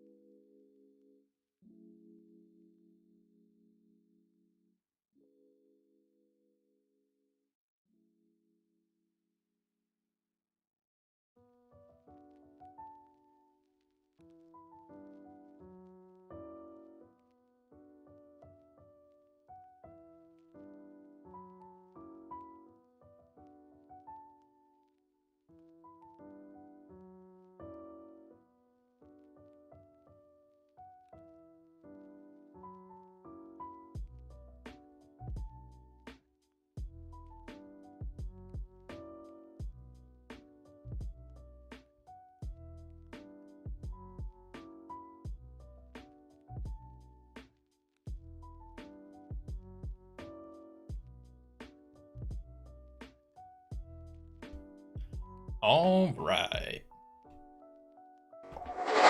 Hello, everybody, and welcome back to Solo Gaming Sunday Dragonbane Edition, where we just went through all of the rules, every single rule in this entire game, created a cool little character, Haxwell the Fighter Mallard, and we're going to be hopping into the solo scenario alone in Deepfall Breach, which I will quickly kind of give an overview of now, and then we'll hop into it. First off, even though Dallas reminded me, I did forget, when you create your character, you're supposed to give yourself an extra ability. I didn't do that, so let me do that real fast. I get one of these 2 extra heroic abilities. I don't have to. I can get any ability, but they have these soul-specific ones, which in my playthrough were very handy. So I'm going to grab the Army of One ability, which, as this says, when fighting alone, you draw 2 initiative cards and keep both. Essentially, you have 2 turns each round, which is quite fun. Gotta take a break between streams. See you later. All right. Hope you have a good rest of your Sunday, Dallas. Appreciate you stopping in. Hopefully, Haxwell survives the Deepfall Breach. Who knows if they will. Now I actually got my proper heroic abilities, it'll be a little bit easier. So I'll read through this little intro text again. Lone in Deepfall Breach, a solo dungeon delving campaign for Dragonbane. Legend tells of a wicked wound in the world struck by the demon lord Sathmog's spear. Deepfall Breach. The perilous depths. Let me move this out of the way so you can actually see Deepfall Breach there. Where were they? The perilous depths of the breach plummet leagues of the foundations of the misty vale, comprising roughened passages, echoing caverns, and ancient ruins. Only a fool would venture alone into this realm of chaos and shadow, and yet here you stand. So, alone you will traverse the depths of the twisting caverns and crumbling ruins of Deepfall Breach. So I already did all of this.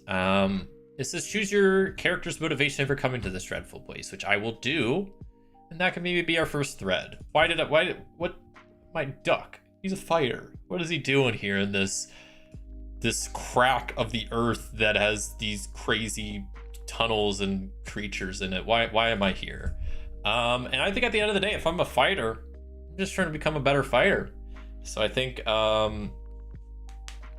yeah, I don't know, just trying to train against different types of creatures and whatnot. I heard there's all sorts of creatures and enemies in this place, so I decided to come here for training. So I guess the thread list is train to become master swordsman. Sure. That could be our first little thread. And I don't know if this is maybe the greatest idea. We'll see how this actually works out. But I'm going to add Deepfall Breach as our first NPC in the NPC list. Because with Mythic, you can add like places and stuff to the NPC list. So that kind of just makes sense. All right. I kind of went over the solo tools earlier. There's lots of good tables and whatnot here. A couple of just like points about solo play I don't feel like I really need to go over, but we're going to read this little intro, I don't know, flavor text, I guess is what you could call it, about the chapel and the wolf. So, the Nameless Chapel stands at the edge of Deepfall Breach. The mortared stones of the structure have stood fast against time, wind, and calamity, but its stained glass windows lie shattered in shards, and the heavy oaken doors hang loose and creaking on ancient hinges. You are caught amid a torrential rain, so you slip inside, eager to escape both the downpour and the baleful red glow emanating from the depths of the breach. Inside, the chapel casts a shadow of itself. Rotting pews, piles of refuse, tattered tapestries depicting battles long forgotten. Candles lend their meager glow in flickering clusters, while fragrant smoke curls from incense burners. Maze-like etches litter a large desk occupying the far wall. Maddening, aren't they? The gruff, weathered voice precedes a hunched form dislodging itself from the shadows. Silver streaks the coal black fur of a wolfkin draped in ratty robes. He leans on a wicked-looking two-handed mace topped with a clenched steel fist. Numerous scars mark the wolfkin's lupine visage, with a stone sphere replacing his left eye. The breach, he continues, nodding towards his desk littered with labyrinth maps, impossible to map with any accuracy. He introduces himself as Stonegaze, though he also supplies his true name, Ingolflur. We'll just call him Stonegaze. The name is not unknown to you, but the Ingolflur who you've heard tell is a fearsome warrior and famed demon hunter, not an old hermit priest. Have you come to delve the breach? He asks. There's good to be done, justice to be dealt, and riches to be uncovered, if ye the metal for it. We got a cool little stat block here about this once tenacious hunter of demon kind with his great mace Fiendbreaker that is now keeping watch over this breach at this castle here. Which, before we get into too much into this, I gotta say, this map, really cool map. I'll do a quick little scroll around of some of this because we're not going to be doing any exploring of it today.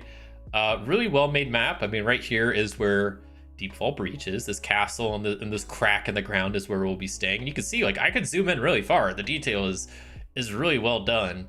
It's got some cool like artwork around the side. It's got some just like, you know, what is this? The Iron Forest, and it's got a spider and a spooky looking tree. Like, this isn't a great map for like hex crawling. It's not a very drawn to accurate map, but it is it's a good fantasy map that is pretty, I don't know, has good locations and little things drawn. Like, I think this is a well-made map, to be sure. Yeah, it's got some cool locations. It got a little thing in the lake, and got this main village here. I think it's called Outskirt, which we are on the outskirts of Outskirt.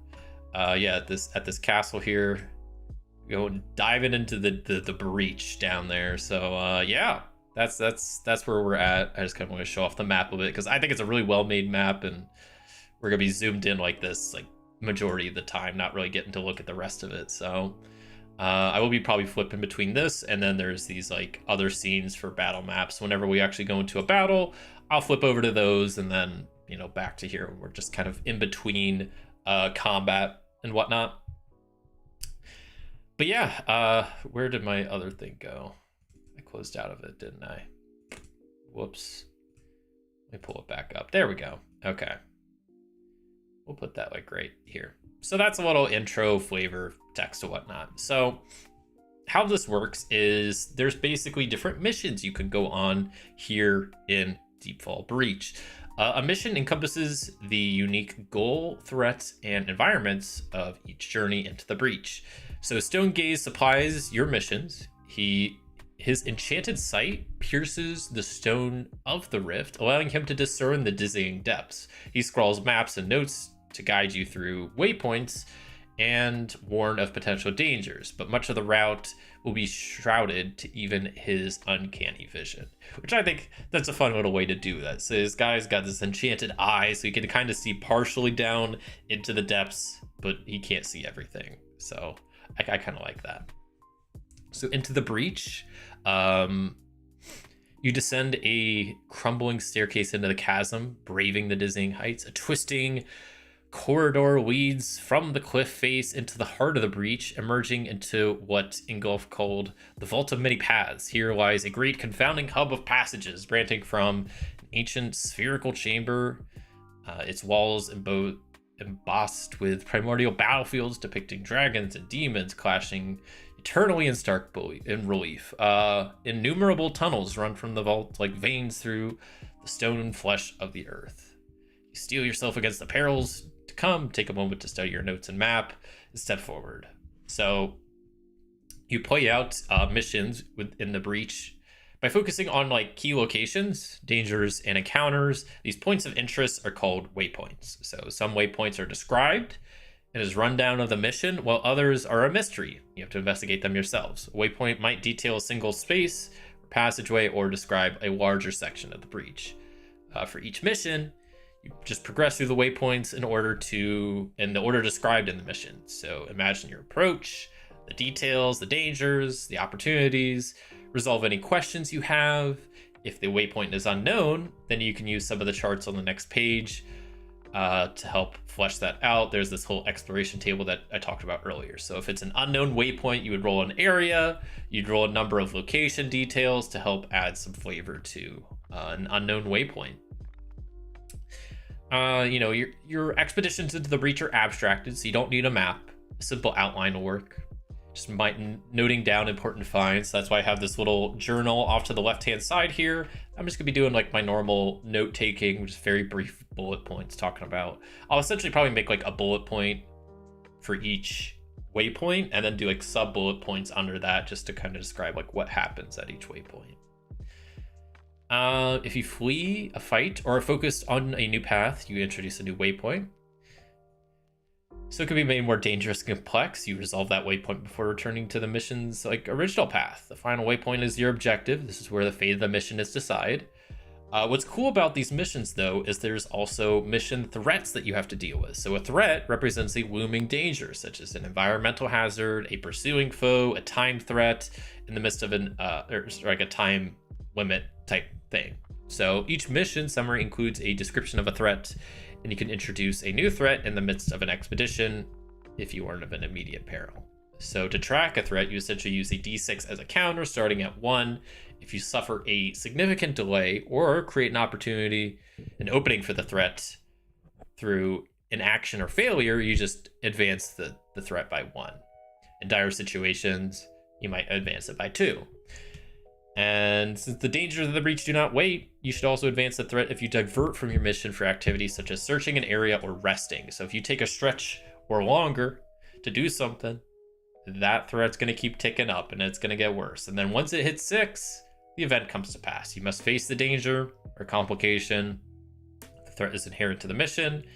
It's reset to 1. If not, you remove it from play. And there's some just generic threats to try out there. Leaving the breach, if your path back to the chapel is clear, you can just go back without incident. If it's fraught with dangers and whatnot, you just got to roll awareness or sneaking. If you fail, you must overcome danger, such as an ambush, before you continue on. If you're not sure what the encounter, you can roll on tables.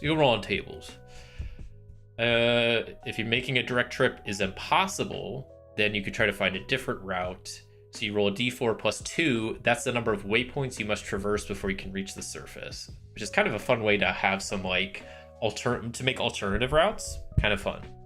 So if you go way deep, you go through 5 waypoints, but then on waypoint 3, as you're leaving the room, like the place crumbles to the ground. So now you have to find a different way back. That's how you could kind of do that, which I think is pretty neat.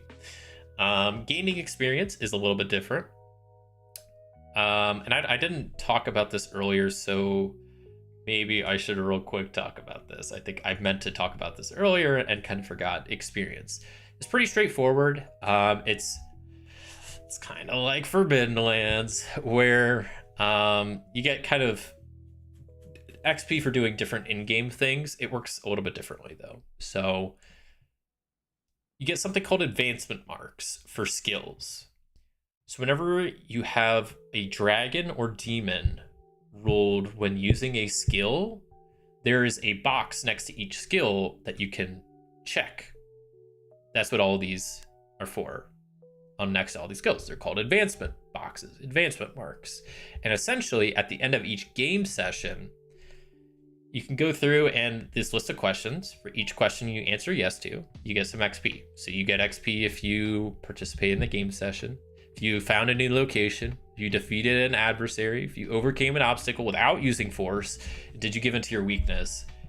Each of those gives you an XP that you can spend on something. Now, what can you spend it on? Well, you got a couple of main things. Firstly, before you do that, after you place marks on skills, you roll a d20 for each of them. And if the result exceeds your current skill, it's increased by 1. So I really like this idea. And I think this is similar to Call of Cthulhu a little bit, which might be inspired from RuneQuest a little bit, which I think is inspired from basic role playing a little bit, which is also used in Mythras a little bit. All of those games that I just talked about, I haven't played any of them. I've played a little bit of Call of Cthulhu, but not really. And RuneQuest and Mythras I don't know much about, but I've heard that there is a lot of commonality between those. And I know that Call of Cthulhu does use a similar type system, where it's like after succeeding on a skill check, you mark a box at the end of a session, you roll for each skill.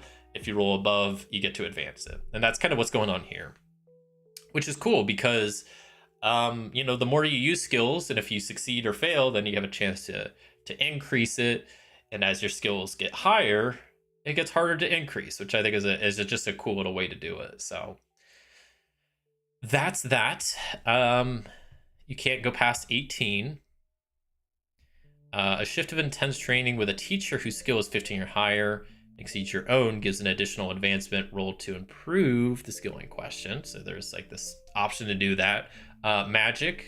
So a school of magic that you already know can be improved. But then heroic abilities. So you can earn new heroic abilities by two main ways. The main way, though, is you just increase a skill to 18. Once a skill hits 18, you're capped out. You get a heroic ability, and that's kind of all of that.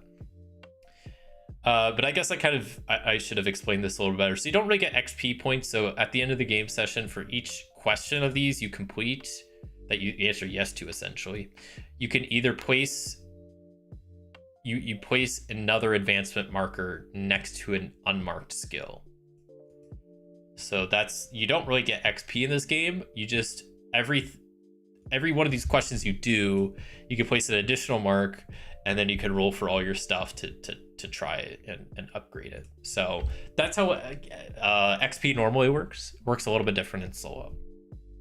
So you still do this whenever you roll a dragon or demon using a skill. Tick the box. In addition, give 5 advancement marks for skills of your choice when returning from a successful mission. The alternate reward replaces the standard system of advancement. Pretty straightforward.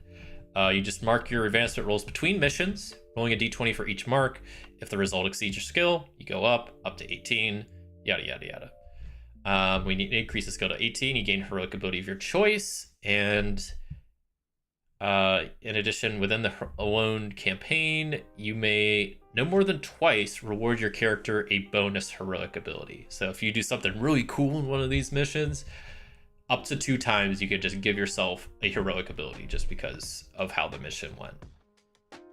You do have the option to resupply, upgrade your gear, socialize the village of Outskirt here, which I didn't realize they had all these details here. This is kind of cool. So they got the smithy. Oh, and they got like pictures for everybody. Wait, this is kind of cool. The temple area, the hut.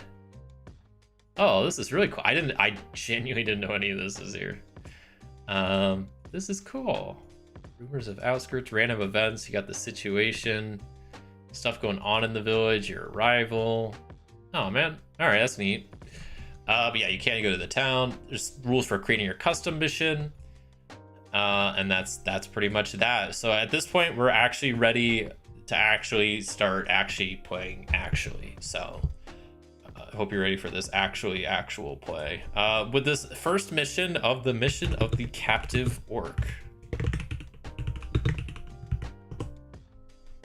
So here is the mission details that we get from our buddy Stonegazer here at the chapel. As we're standing over this breach, looking down into it from inside, he tells us that the leader.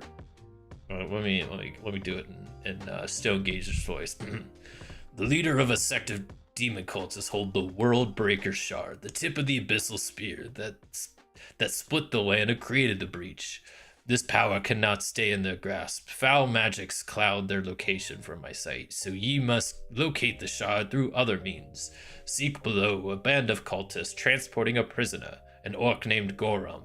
Gorum knows the location of the cultist outpost and may serve as a valuable ally in the days to come.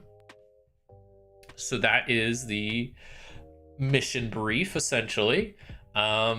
Then we have the threat, the overarching threat, which is a trio of goblin scouts plunder the breach, looting ancient crypts, and robbing anyone who wanders across their path. So when the threat triggers, they spring an ambush.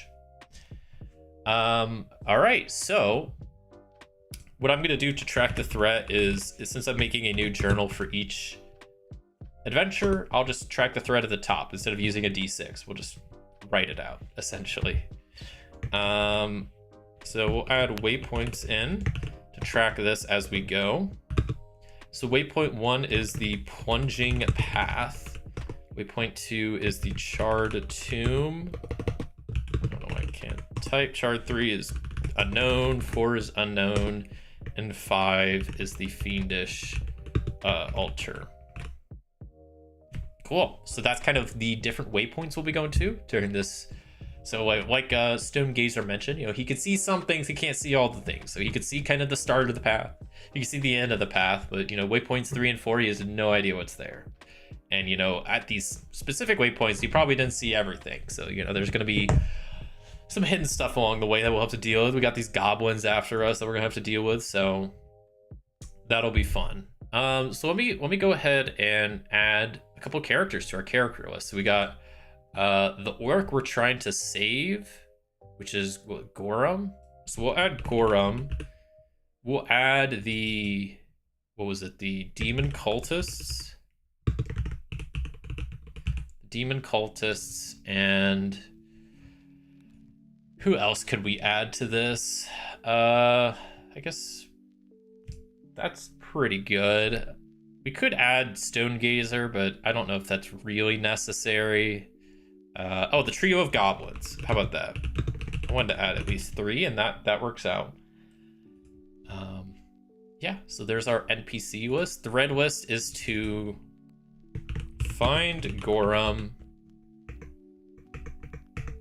save Gorum, and then get info on shard and outpost that the shard is supposedly at. So cool, we got a couple threads, got a couple of characters. I just wanted to add that in because I will be using Mythic along the way. How I should have mentioned this earlier, how I intend to use Mythic is pretty standardly. I will be rolling for scene alterations, but what I'm essentially going to do is treat each waypoint as its own scene. So at one waypoint, I'll do normal stuff, and then as I load up the next waypoint, get to the next waypoint, I'll adjust my chaos factor, adjust threads characters, roll scene alterations. So I'll do that kind of between each waypoint. And I think that'll work good, hopefully. But that's kind of that. So we're really ready to rock and roll at this point, which is good. We got at least, like I said, I'm gonna keep today's stream not crazy long, so I'm gonna play for at least an hour to actually play the game now. But I'm a big people say it all the time, and I agree that I think prep is play. Creating characters, figuring out the story, like that's part of playing in the end. But now we're gonna actually play for realsies and trying to rescue this cultist orc. No, this just normal orc from these cultists. So we have to start venturing the depths of the Deepfall breach. So we make our way down into the breach, make our way to the vaults of all these tunnels, the vaults of many paths, all the different passages breaching out and branching everywhere. We pull out our notepad and looking at the scribbles of Stone Gazer's words and notes and suggestions, figure out which path we need to go, and we start making our way towards our first waypoint, which is this plunging path. So we'll just say that I think I don't know why I didn't read this part. It's supposed to be somewhere in here. I must have just skimmed over it, but essentially waypoints are like the points of interest, obviously. And for the most part, like you can kind of you can play however you want, like going between waypoints. Most of the time, nothing really interesting happens. That's why they're not the waypoints. So I'll probably just, for the most part, just skip the in-between and just mainly play out the waypoints. But yeah. So we get to this first waypoint, which is plunging path, the info that Stone Gazer gave us. Says a sloping corridor takes you into the oppressive depths of the breach. Tread softly, lest ye wake the creatures of fang and wing nesting within the cracks and hollows of this ancient passage. Cool. First thing I'm gonna do, this is not necessary by any means, but I want to do it anyway, is open up the exploration table and add in just a location detail, just one. Normally, I think you would roll a number of these if it was like the unknown ones, which we'll get to here soon. But I just want some extra little details. So we get skittering sounds.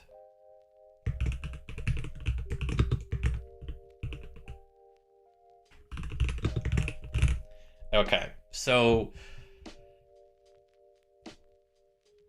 sloping corridor, going deeper and deeper into the passage, and we're hearing fanged and winged creatures nesting above. We're also hearing skittering sounds. So lots of stuff going on. As we're walking through, I want to probably just make a sneak test, try to sneak by. And then maybe make like an acrobatics test to like if it's a sloping corridor, if we need to like make sure we don't fall or anything like that. That might not be bad. I wonder if we could maybe also do a spot hidden test to see what we're even looking at. Maybe we'll do that first.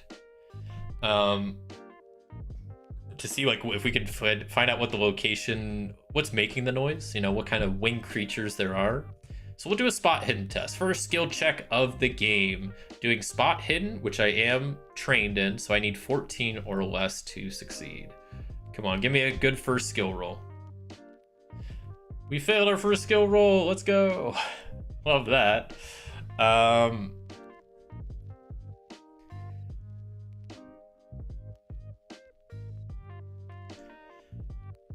Okay, I did fail it, but as you can see here, Mythic and Foundry, it pulls up the option to push the roll in which condition I want to take. So we'll say, since I can't see what the location of what's making the noise, I'll say scared sounds good, you know, characters getting a little scared, but I will try to push the roll. So I still need 14 or less. That's a dragon. That's a dragon. Which means not only did I succeed, if I pull open my skill sheet, we should see a little arrow next to spot hidden, which means that the next time whenever I finish this mission, I can roll to try to rank that up. Getting the failed rolls out of your system early? Yeah, surely that's what's going on. And this isn't just an indication of how this whole adventure is going to go. Yeah, we did kind of make up for it with the dragon roll. Yeah, that's true, which is a nice win, and it also, yeah, it's going to be able to help boost that skill, maybe. But we are a bit scared now. As we are looking around, we'll say that this first room is dimly lit, so I don't have my torch out yet, but the light is not, you know, it's not total darkness, but it is dimly lit, so I can kind of see around. And I'm just trying to, like, you know, get my eyes adjusted, try to figure out where in the shadows these noises are coming from. Obviously, we're hearing like skittering noises, so there's some stuff on the ground, there's some stuff above. And let's ask Mythic what we see. So if we open up the bestiary, I should also note, I do know that Dragonbane does have a separate bestiary compendium that you can get that's separate from the core rulebook. I do not have that. I've heard it is good, and I do plan to get it. If I enjoy this game and I want to play it more, I will get it at some point. But currently, I just have the default bestiary, which does still have a good amount of creatures in it. So I think winged creatures, it's either going to be a dragon, which I don't think it is, a griffin, which I don't think it is, a harpy, which it might be, or a vampiric bat, which I would say is probably the most likely. So we locate the source of the sound. Is it a vampiric bat by chance? I'm going to go with very likely, and we'll see what Mythic says. Our first Mythic roll is giving us a random event. So is it a vampiric bat? It is, but we're also having a random event happen with a random character. Gorum. Okay. So Gora, which we're not even close to right now, is having a positive PC event. Oh no, this is just a player character, so not an NPC. So not Gorum, the player character. Stop emotions. I mean, I don't want to cheese it too much, but stop emotions. I just got scared. I feel like that almost implies like I could maybe take that away. Like maybe at first I was scared because I couldn't locate the sound, and I was like, what could it be? It could be anything. You know, your mind is racing. You don't know what the sound is, but then I finally locate it. I make out the shadows, and I could spot flying around a vampiric bat, which maybe makes me not scared anymore. Can I just take that away? We'll just do that. You know what? Maybe I could come up with something different, but you know what? I think that's good enough for now. So we spot some bats flying across the ceiling. Okay, so we know what the source of the sound is. So now we need to probably make a sneak roll to try to sneak by without alerting these bats of our location and getting swarmed, essentially. Shoot. I forgot I have chainmail on, so I do have a Bane for rolling sneak. Let's just go with it. Let's see what we get. Maybe we'll roll good. We did roll good. Because sneak, we only needed a 12 or under, and as you just saw, we rolled a 10 and a 9. We take the higher because of the Bane. And then we got a 10, which is still a success. So we did successfully sneak by the bat. So we can kind of jot this down. Found Pyrrhic bats are making the noise. So we maybe spotted like where they're like located, like which wall their nest is on, and maybe we're taking a bit of time to just see how they're flying around and maybe waiting for a little bit of a break to sneak by.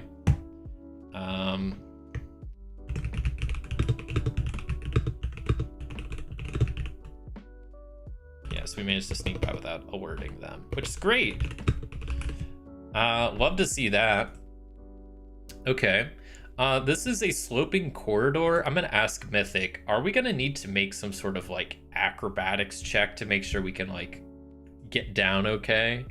I'm gonna go with likely, depending on how rough the terrain is and how sloping it is.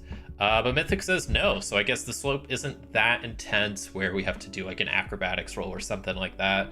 So yeah, we just kind of make our way down this sloping corridor, going lower and lower, kind of keeping our eye out for different vampiric bats, I guess, and whatnot, as we make our way to the next waypoint, I guess. I don't know. Let me see if there's anything else in this plunging path we want to do.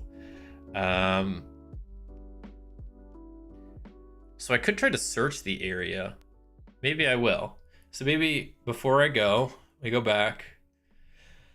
We'll say maybe like 10 minutes passed with just doing all that. So what sucks is I think I actually can. Let me try something real fast. This is sorry, I'm gonna just do some setting stuff real fast, but I think it's only take a second. I just want to do small step amount 15. Boom. Yeah, for those of you, I have to reload now. Okay, hold on 1 second.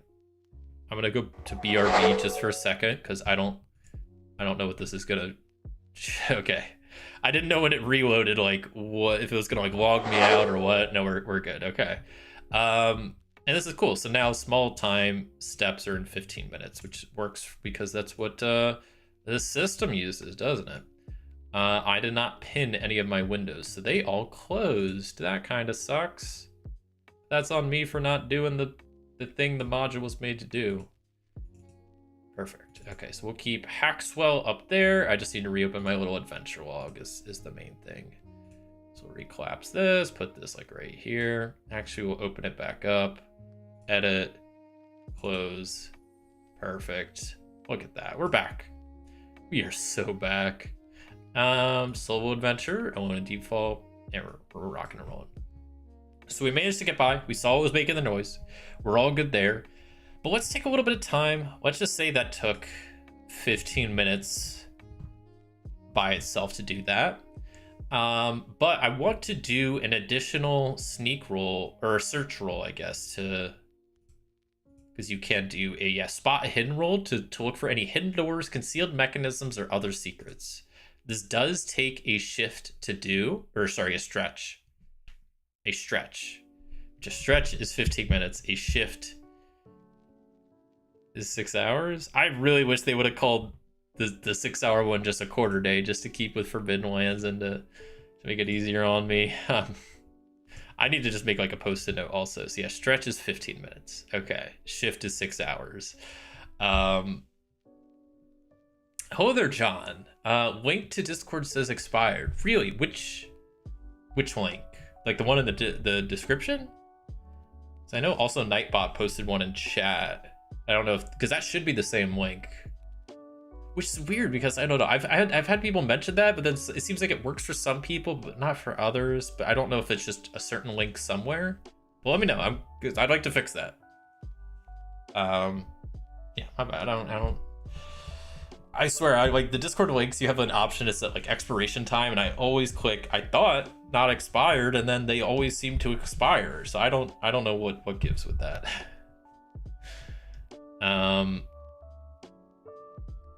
From Nightbot. Okay. If you try that, there should be one also in the description of the stream. You might want to try that one. I mean, it should be the same link, so that shouldn't matter. I don't know. I'll have to look into that. I need to also fix Nightbot to not yell at people as much. It's a bit, Nightbot doesn't like people spamming, which makes sense, but that's not really an issue for me.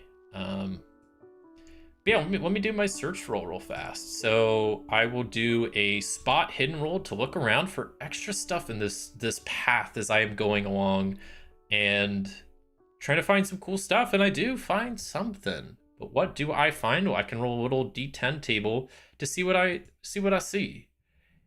Oh, and I found some hidden treasure. So I gain a treasure card. So it's one way this game handles treasures with treasure cards. So it's just a deck of cards that you draw a treasure card from. There's a little macro for it, which I will use. What? I got 170 silver coins, 3d6 times 10, and I rolled almost max because the max would have been 180. Oh my god. That's crazy. Wait, what? That's like, I was gonna say that's like striking gold, but I guess I have 175 gold or silver now. That just broke the economy. Oh, the one in the description worked. Oh, okay, awesome. Glad to hear. I'll have to fix Nightbot. I swear I thought I fixed it, but I guess clearly I haven't. So I'm glad you got it working though. Yeah, I don't even know what I'm gonna do with all this gold. That's way too much. I had 5 to start, and I just got 170. I'm glad I looked. You know what? That was worth the extra 15 minutes to look. Even though, unfortunately, since I did take a stretch of time to look around for stuff, that will increase the threat of the goblins approaching. So maybe off in the distance, I hear little chattering of a trio of goblins, but they're not super close yet. I'll write that down. Found hidden treasure. I'm rich now. Whoops. I'm rich now. LOL. I won the Dragonbane lottery. I mean, I think I really did. I don't know if there's like what kind of treasure you could get from the treasure cards, but I mean, that was supposed to be 3d6 times 10. And like I said, I kind of got lucky with the treasure and then got almost the max roll. Yeah.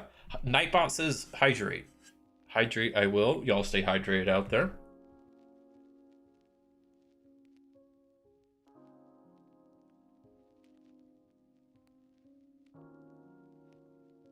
Oh, Nightbot's just spamming chat now. Ironic, isn't it? Nightbot yells at people for spamming, and then they're the ones that do the spamming. Okay, so we made it through the first waypoint. Made it by the bats fine. We located them. We snuck by them. We found some treasure. That was a pretty good productive first waypoint, but the goblins are approaching as we move along into the second waypoint, which we do have some info about, but not a whole lot. we know we are heading into the Charred Tomb. Fire long ago ravaged this once great mausoleum. It holds 5 remaining sarcophagi amid piles of ash. Find ye a path through a door hidden within one of these coffins, but disturb not the scorched dead nor the hidden trap. Cool. I'm gonna roll up once again just a single extra location detail just to add a little bit of extra detail, and that's not what I want to see. This is an inhabited lair, so as much as I was maybe gonna just try to avoid combat, this seems to be inhabited, so let's roll, I guess, on the inhabited table. Makes sense. Please don't roll anything crazy. It's goblins. It's goblins. Nice. All right, that could be a kind of a fun, easy fight. I'll ask Mythic, but the goblins that we encounter, are they the same ones that are chasing us? Like, is it the trio of goblins?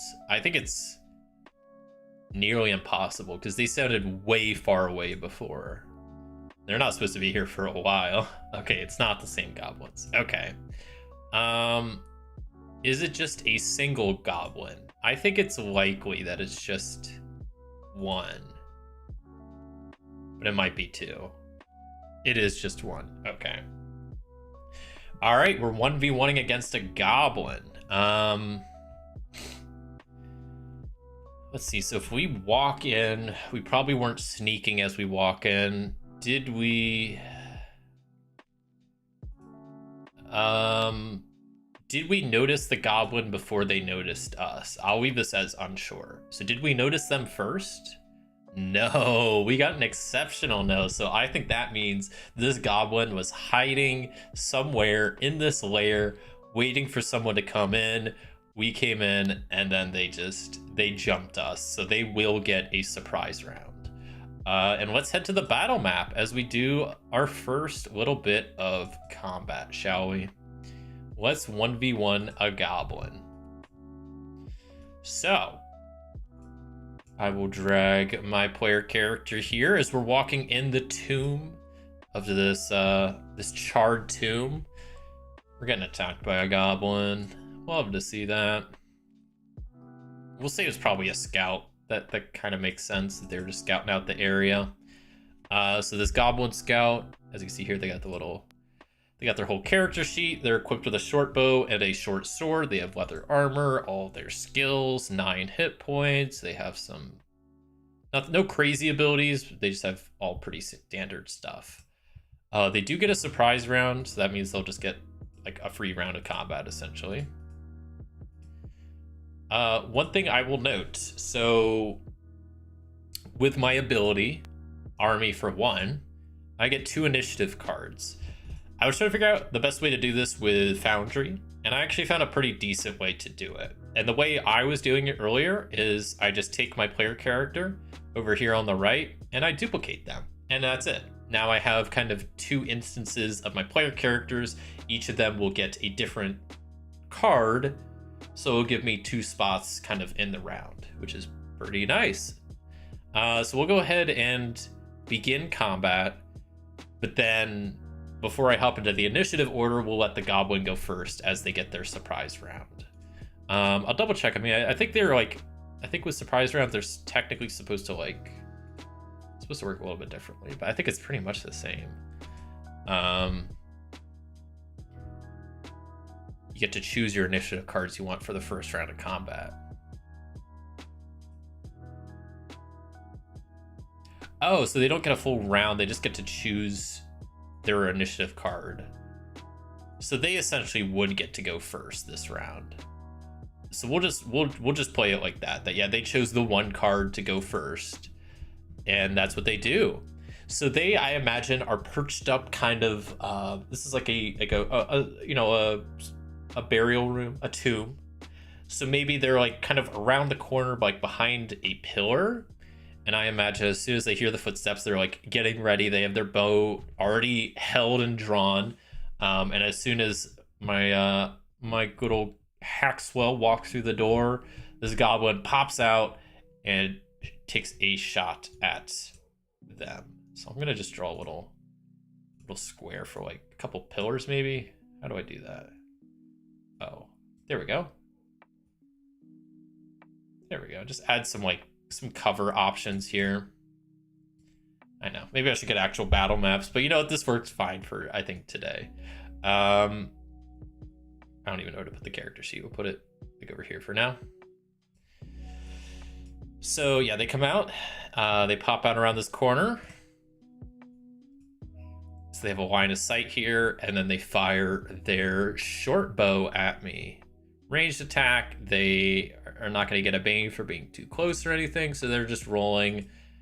Ooh, they rolled a 19. Sucks for them. They, unfortunately, as they came out behind the corner, they didn't expect such a short character. My Mallard is not the tallest guy, so it maybe kind of throws off their aim, and maybe their bow whizzes right over Haxwell's head. And then that was the first round of initiative. That was their surprise round. So now it is Haxwell's turn, and he essentially gets 2 turns. So first I will go 1, 2, 3. Each square of movement is 2 meters. And so, yeah, my movement is 10. So I get to move essentially 5 squares each round. So that was my first turn of movement. And then as my action, I'm going to swing my broadsword. I'm just going to slash him. Not doing anything too crazy. And yeah, we'll just go for it. See how it goes. That's a 13. That's a fail. I don't want to be... I'm not going to push the roll because I just have another round after this anyway. So then that's my first turn of combat done. And then my second turn, I'm just already next to him. So I'm just going to swing my sword again. This time that's a success. They already used their action, so it's not like they can parry or dodge. So I just roll damage. Boy, oh boy, is that a lot of damage. 11 damage coming at them. They do have leather armor on, which does take away 1. So 10 damage is what they take, which they only have 9 hit points. So guess what? They die. First hit, 1 and done. Stupid goblin shouldn't have messed with this duck. And that is our little first combat. But cool. That was a nice little extra flavor of getting this goblin, which they are dead now and not part of the trio of goblins that's already after us. So that's something else we're gonna still have to deal with. I will say I tried to look this up. I kind of wish, while the Dragonbane rules are great, there are some spots of stuff that's missing that I would like that they just don't mention or don't have. One thing is like looting characters. As far as I know, there was no rules on that. Like if I want to loot this goblin, can I just take their weapons and armor? Do they have any money on them? Do I have to do a check for that? I don't think it's mentioned really at all. Since I'm just doing this kind of solo campaign with Deepfall Breach, like I'm not too worried about this at the moment. But if I were to ever play this in a longer like campaign format in a more traditional way, not doing like this mission style, I would definitely want to know how looting enemies works, which I don't know. It's tough when doing that because I don't know. The game has to really figure that out because in one hand, I think it makes sense. This goblin was just using like this bow and this sword against me. They were wearing this armor, so I should be able to take that all. But I get in some senses that would mess up a game's economy by giving the players too much money. I can also see like maybe you could take the weapons, but then they're broken because they've been worn. But I don't know. I just wish they would have mentioned something.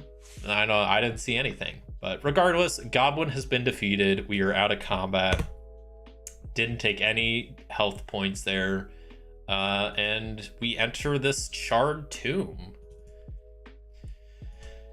So there's a goblin near the door waiting to ambush, which we took out. Easy done. So what's next? Let me open back up the solo thing and look at what other details we had for this room. So I think the main thing is just there's the 5 different sarcophagi in here. One of them has a secret door that is where we need to go. The other ones are trapped or have dead in them, the not scorched dead. So that, like, we're gonna have to deal with like maybe zombies or traps if we open up the wrong sarcophagi. So I think this would probably be like a spot hidden roll to try to find any like clues of which sarcophagus are trapped, which ones maybe have the secret door in front of it. So we're gonna do a spot hidden check. I don't think this counts as searching. I don't know if this would bump up the threat level. It was successful, so that's good. Let's roll fast, see what it explicitly says about like the threat level and how that gets adjusted. You should advance the threat if you divert from your mission for activities such as searching an area or resting, which takes a stretch or more. A stretch is 15 minutes. I think searching areas, yeah, I guess this is searching an area. I would say this is, yeah, that's searching an area. So we'll bump the threat up to 3, which is not good. That's not great. But we do succeed. And I guess we find one of the sarcophagi that seems like we notice the lid of it is a little bit more reinforced than the other ones, and seems like it has like different hinges that maybe would indicate it opens a little bit differently. Maybe we notice like around 1 or 2 of them, there's some more charred areas that lead us to think like, okay, these 2 might be trapped with some like crazy flame trap. There might be 1 or 2 that have like, we hear rustling inside of like a skeleton or something. So we go to the one that seems like it should be the secret door. And I guess let's ask Mythic as we open it up. First off, is this the correct sarcophagus? Which I think is very likely. Maybe we should have gone higher than that, but yeah, maybe we should have. Actually, I know that failed. We should go nearly certain. Well, you know, we'll keep it very likely. I shouldn't have, because it's not nearly certain. We were just looking around, but we did have a pretty good roll. So I'll keep with that very likely roll, even though I deleted it, which was no. This is not the correct sarcophagus. So is this one trapped? I think we'll go with a likely, because it's either trapped or it contains like a skeleton. It is trapped. Okay. What kind of trap is it? What kind of trap? Which I believe there are a few trap tables we can roll on, right? Or there is a trap table. So let's see. Oh boy, just saw some of those results. Don't look too fun. Oh, of course, this is a flaming spout trap. Okay, so after looking around, we find one. I guess I keep writing we. I find one. I'm just gonna write coffin because I'm not gonna be able to spell sarcophagus correctly. That seems to have the hidden. Oh, I meant to also, when I entered this room, I should have done like chaos factor and mythic stuff. I'll do that for the next room. I was supposed to do that for this room. So that seems to have the hidden door. Upon opening, this was proven to be incorrect as a flaming spout trap goes off. So we are looking around, we're like, okay, this one seems to be good. So we open it up, boom, burst of flame comes out, and we need to make a evade roll to try to not get injured by this flaming spout, which we do have a bane on, which is fun, and we fail the evade roll. I'll try to push it. I could become a little dazed by this. I think that checks out. Come on. Oh, That's a 3. That's a 3. We did roll a dragon, but we did have a bane, so we do have to take the higher one, but it's still a success. So we do manage to, I think, evade the trap entirely. So I guess I'll ask Mythic, because either we invaded the damage entirely, or we could do something like we still take half damage. I'll ask Mythic. I'll go with very likely. Did we entirely evade the trap? Did we entirely evade the trap? We did. Okay, cool. So 0 damage done. Our reflexes, our duck-like reflexes kick in as we, open this door. We see the spark inside light up as the spout of flame is about to pour out. Managed to duck at the last second. Duck. And avoid the flame. Just like that. So, okay, now we know one tomb, or one sarcophagus that doesn't have the door, unfortunately. So let's go try one of the other ones. So let's go over to the other one of the 4 that seems likely and open it up. So I guess, is this the one? I'm just gonna go unsure at this point. I don't know. Is this the one? It is. So we just open up a random one. We open it up slowly. We're like kind of scared, like looking inside, making sure there's no, fire trap about to go off. And it opens up. It seems fine. So we'll say this is the door. Mythic said so. This is the secret door. But is it still trapped? I think it's likely. I mean, they might still trap the actual door, but it is as well trapped. So we do have a second trap to go to deal with, but let's hope it's not another flaming spout. No, this time it's worse. It's acid spray. Okay, so I head over to a random coffin and open it, which greets me with the sound of acid spray. I don't know what an acid spray would really sound like, but you know what? Use your imagination. I guess I just need to make another evade roll to try to avoid this as well. Oh, I am dazed and I have chainmail, so I have a double bane on this roll. There's no way I'm evading this acid spray. I actually came pretty close. I rolled a 4 and a 5, but I did roll a 14, which I did have to take. I am not going to push this roll. I will just take the acid spray damage, unfortunately. That's okay, surely. Let me see if there's any damage associated with these traps. I think it's... oh, it does... Oh, there's a damage table? Oh, you can roll. So it does a moderate amount of damage. Oh, that's cool. So there's a damage table? Where is this? Oh, so it's either slight, moderate, or severe. So it's a moderate amount of damage, which is 2d6. Yikes. So we take 8 damage. 8 acid damage, essentially. 2, 3, 4, 5, 6, 7, 8. Not good, not good. But this is the secret door. It does lead us to where we want to go. So I think after we know this is the right door, after the trap goes off, we might take a stretch rest to heal up a little bit, which lets me rest for 15 minutes. I regain D6 HP, D6 willpower. I can't do this. I can only do this once per shift, so once per quarter day, essentially. So I will do this, which there's a handy dandy button here to click. As you see, it grays it out, so I can't do it again. It rolls the dice for me, and it kind of does everything for me. It's pretty great.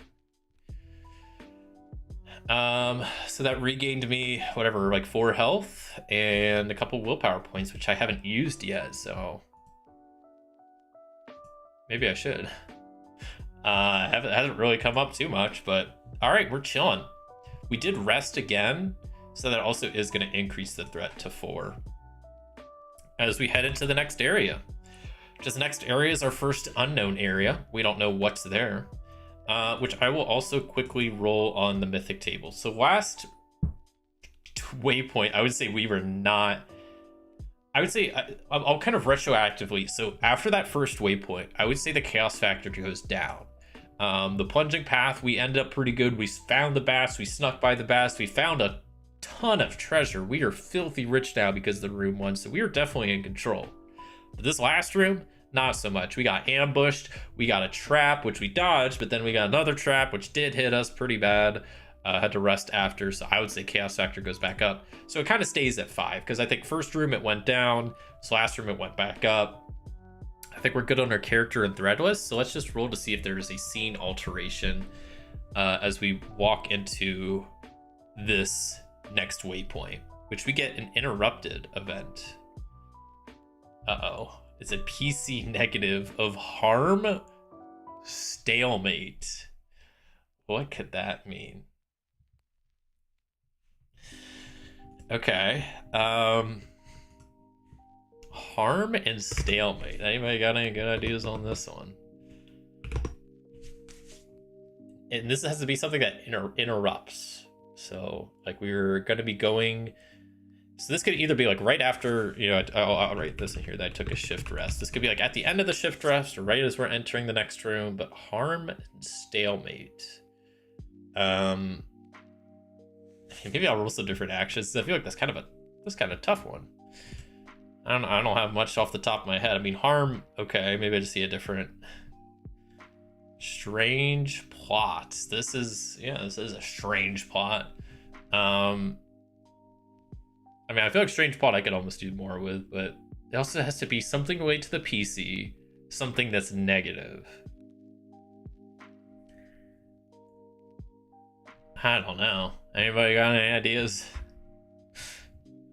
Strange plot or harm stalemate?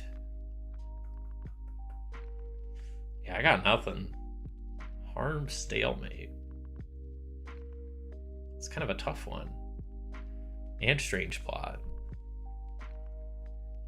Would descriptors be better? I don't think so, but no, this is not. Let me roll another action. Let me get a third action roll to really try to figure out what's going on here.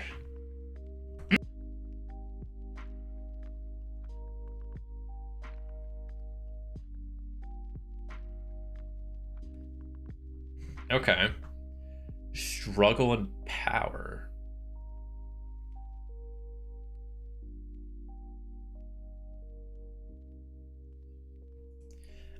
So you know what? I'm not coming up with much, if I'm being honest. I mean, these are kind of tough, especially they have to be an interruption event that's related to the PC. That's a negative. I don't know. Sounds like your character is suffering from existential dread. Honestly, kind of. But like, yeah, I'm trying to think of how that could actually like manifest. But maybe it doesn't have to. It could just be like a roleplay thing. The one thing I was thinking is maybe I hear for strange plot. This maybe isn't like doesn't fit super well, but like part of the plot of this little thing is this trio of goblins that are after me, and so maybe as I'm leaving that last room, I hear that the trio of goblins has caught up and like maybe found the dead goblin, and there's something with that. Like I know that doesn't really fit strange plot, but you know, maybe they're like, oh, something strange is going on here. I don't know. Haven't followed, but not in this game turn, but it could have stalemate harm be like stepping on a landmine trigger, but not moving to stop it from exploding. Oh. I do too. I like that too. Yeah, that's good. Yeah, so like, yeah, maybe it could be some sort of trap, not like an actual landmine, because I don't know if that really exists, but you know, unless it's like a magical version. But yeah, no, I like that idea. Okay, so we'll say that there is some trap between these two waypoints that I set off the like initially, but then I don't actually, like, it doesn't actually activate until I like step off of it or something. Ooh. Okay, I like that. So let me Let me roll up like on this trap table, I guess, to see what kind of trap it is, maybe. An unleashed foe? Okay, wait. That's how's that I don't know if that would really work. A crushing wall. Okay, I kind of like that better than unleashed foe. I'm getting rid of unleashed foe. Get out of here. Crushing wall. I mean, I'm just imagining it. It says crushing wall. I'm kind of imagining it more like a wall going down, like more just like a stone falling than like a wall like squishing like a, you know, like a hot dog. But yeah, no, I'm imagining like there's just this like loose stone block above Haxwell here. And basically, yeah, as soon as he steps on like a pressure plate type thing, he hears like a click above him, and he noticed like a couple of like pebbles fall, and he noticed that this big stone that's above him has shifted as soon as he kind of stepped on it. He realizes as soon as he steps off, this big stone is going to come down and smush him. Yeah, I like that. That's a good suggestion. Good suggestion. Okay, I'll go with something like that. But now I need to figure out like how do I deal with this? You know, what do I do? I guess, you know, I could do something like the old trick of trying to put something on the pressure plate and then try to run away. Which I don't unfortunately have much. I could leave behind like my armor. I do have 175 silver. I don't want to leave that behind, but wouldn't that be ironic that I have to like put my bag of silver on the pressure plate to keep myself alive? Like that would be kind of funny. Your trigger revealed an opening in the wall. There's a venomous snake. If you move, it strikes. Oh. Trick a monster into swapping places with you? That's not bad too. No, I think I like the idea of like, yeah, I'm gonna go with this crushing wall thing. Like, there's a block above, because that's kind of fun. I'll write that down. After exiting the room, accidentally stepped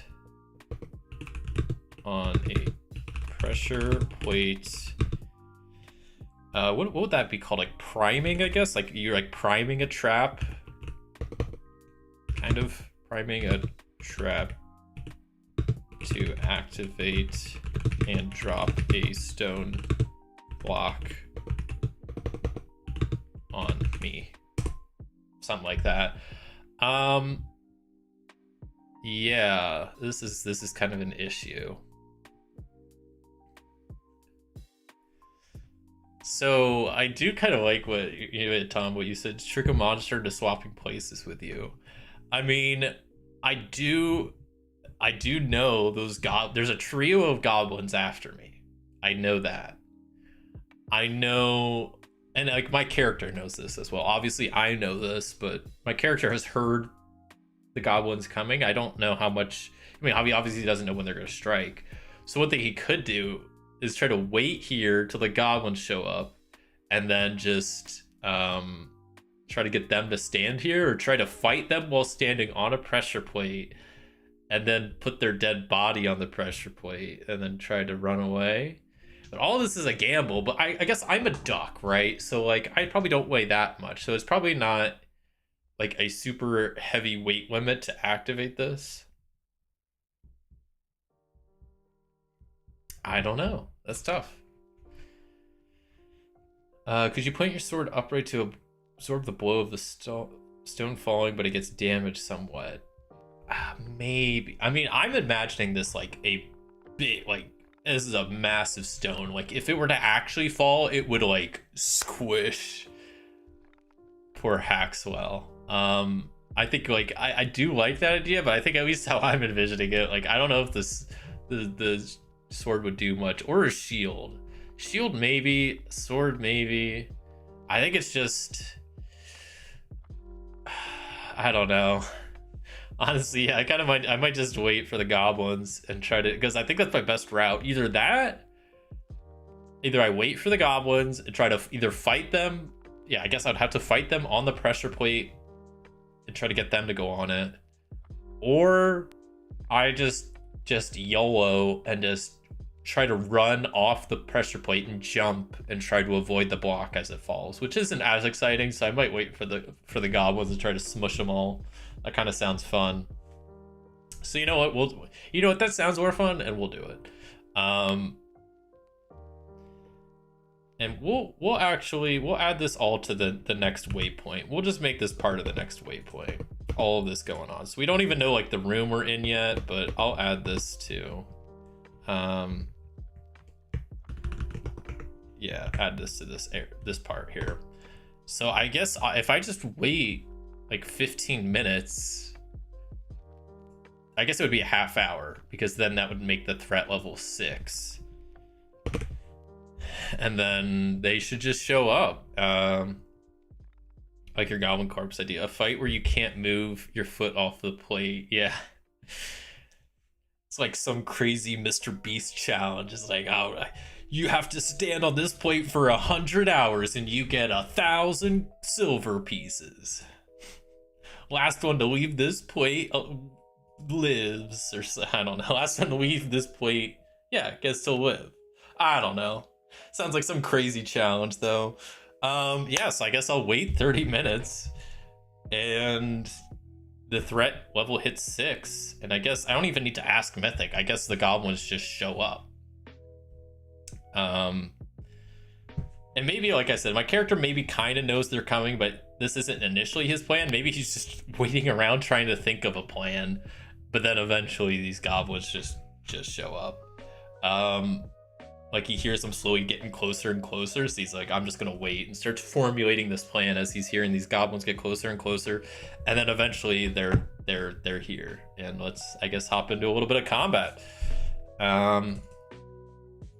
Okay. So we'll close this. We'll reuse our squares from last time. Why not? So we'll make this like the pressure plate in the middle of this room with just like, I don't know. This is what I'm gonna make, like a huge just slab of stone over top. Thing's huge. Maybe not, yeah, maybe not that. We'll go with like one square around. Still massive. But like you could maybe dodge out the way if you needed to. Okay, and then I guess, yeah, we'll say that old Hackswell is just standing on this pressure plate. I guess I didn't realize I'm still, I'm not back up to full health yet. As I'm waiting in this kind of, I'm imagining it as like a hallway. This is, in between waypoints, so not a room in and of itself. So maybe we can like, I'll draw a polygon. Is that what I want?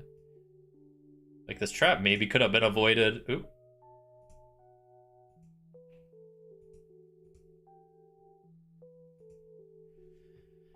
How do I stop drawing?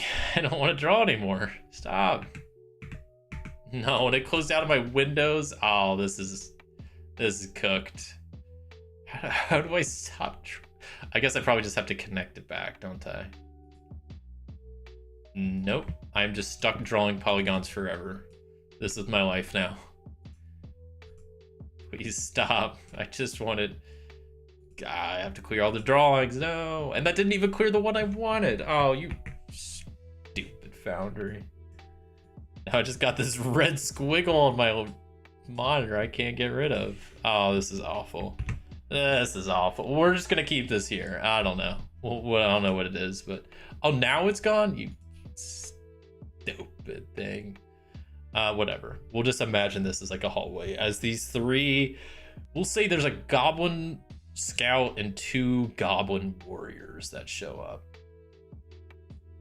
So we'll have the scout in the front and 2 warriors that show up. This is gonna be tough. So I have to somehow, not move, lure them over, and then try to get one to stand on my spot as I move away. As easy as pie, right? Okay, so let's enter a little bit of initiative, shall we? And then once again, I will duplicate my combat so I can have 2 spots in the initiative. And we draw initiative cards. Oh, look at that, man. I could keep gushing about Foundry, but man, look how quick, simple doing that initiative was. And I get to see I'm at the start. So,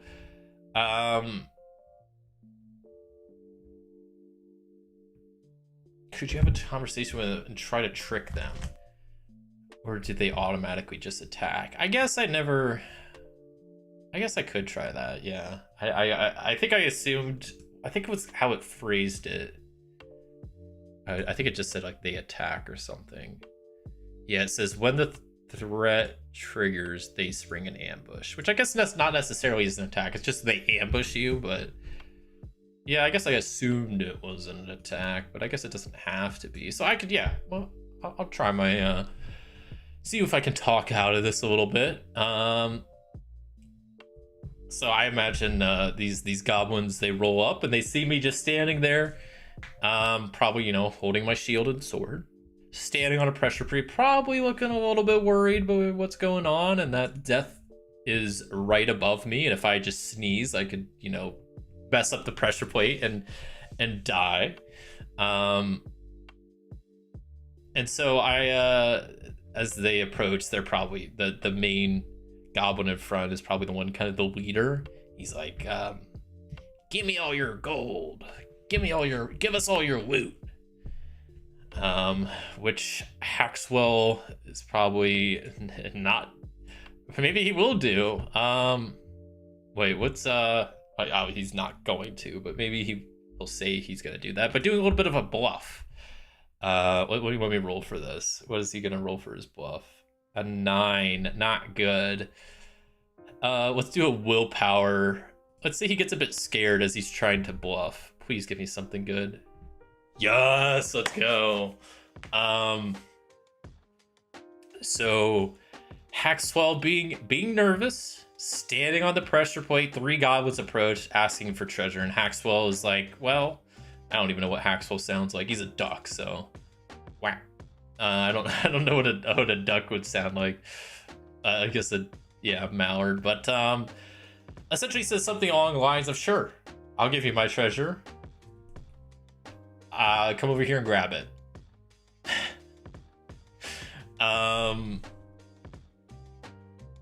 Okay, so does the leader goblin come over? I think it's nearly certain that they at least come over. Okay, so I imagine the whole pack kind of moves forward, but then the main guy kind of comes forward, comes right up to me. And then so he's standing here. This is gonna be tough. Okay, so how am I gonna, I'm gonna have to probably do another bluff check, aren't I? I think that's the only way I get out of this alive. Is hold on, let me think. I gotta think. I'm kind of stressed now. So, because they believe I'm gonna hand over the treasure, but I need to try to convince them that to hand over the treasure, they have to stand on this pressure plate, and they have to do that for a good reason. I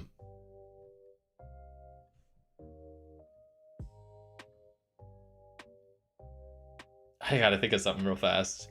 Clearly, I'm glad I'm not in this situation. I wouldn't be able to think of anything.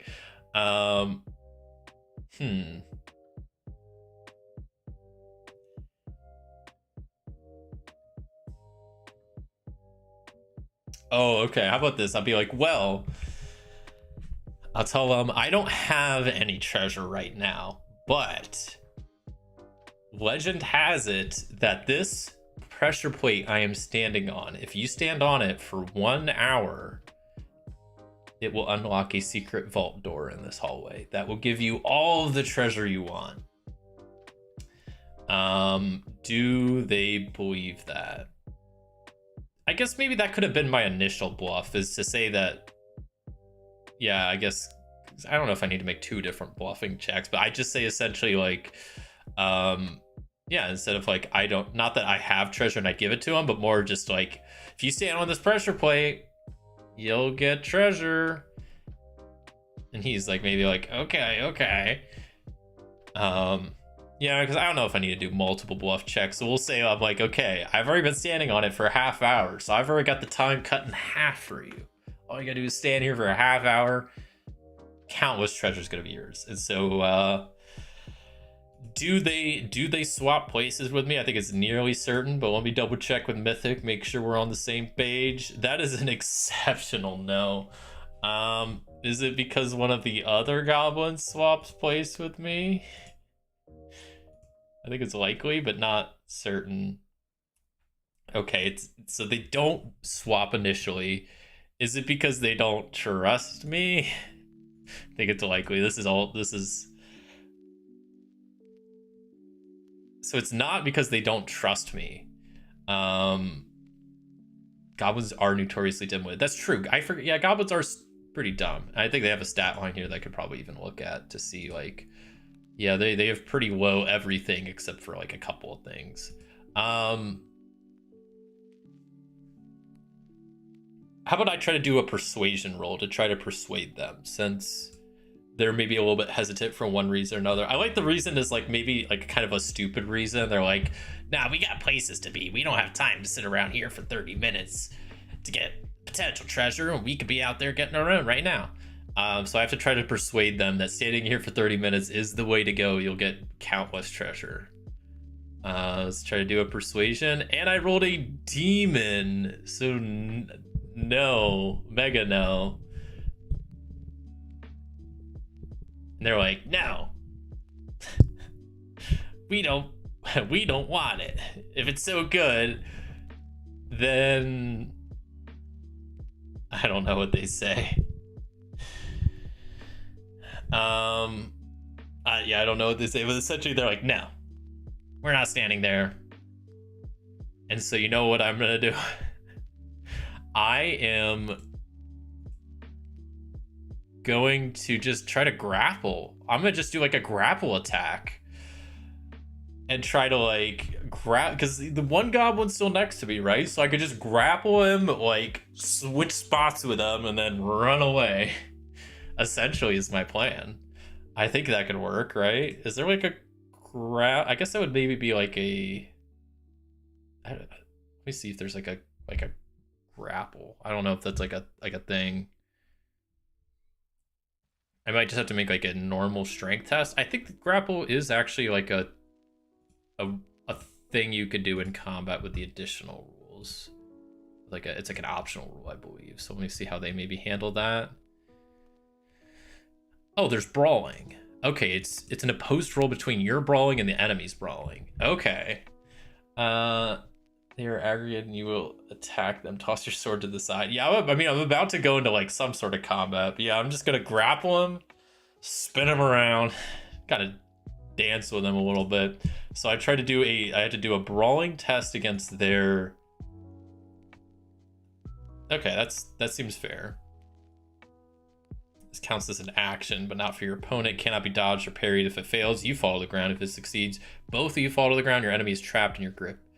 I mean, I'm just trying to like, yeah, this works. I think this, fictionally, I think it'll do what I need. I just need to like restrain them, and then even if we both fall to the ground, I have them on the plate, and then I can run off. So let's see how this goes. I will make my brawling check against their brawling check. Oh, brawling's over here. That's why I was like, I don't see it. So what do I get? A 4. Let's go. All right, what do they get? They might get better. They have a chance.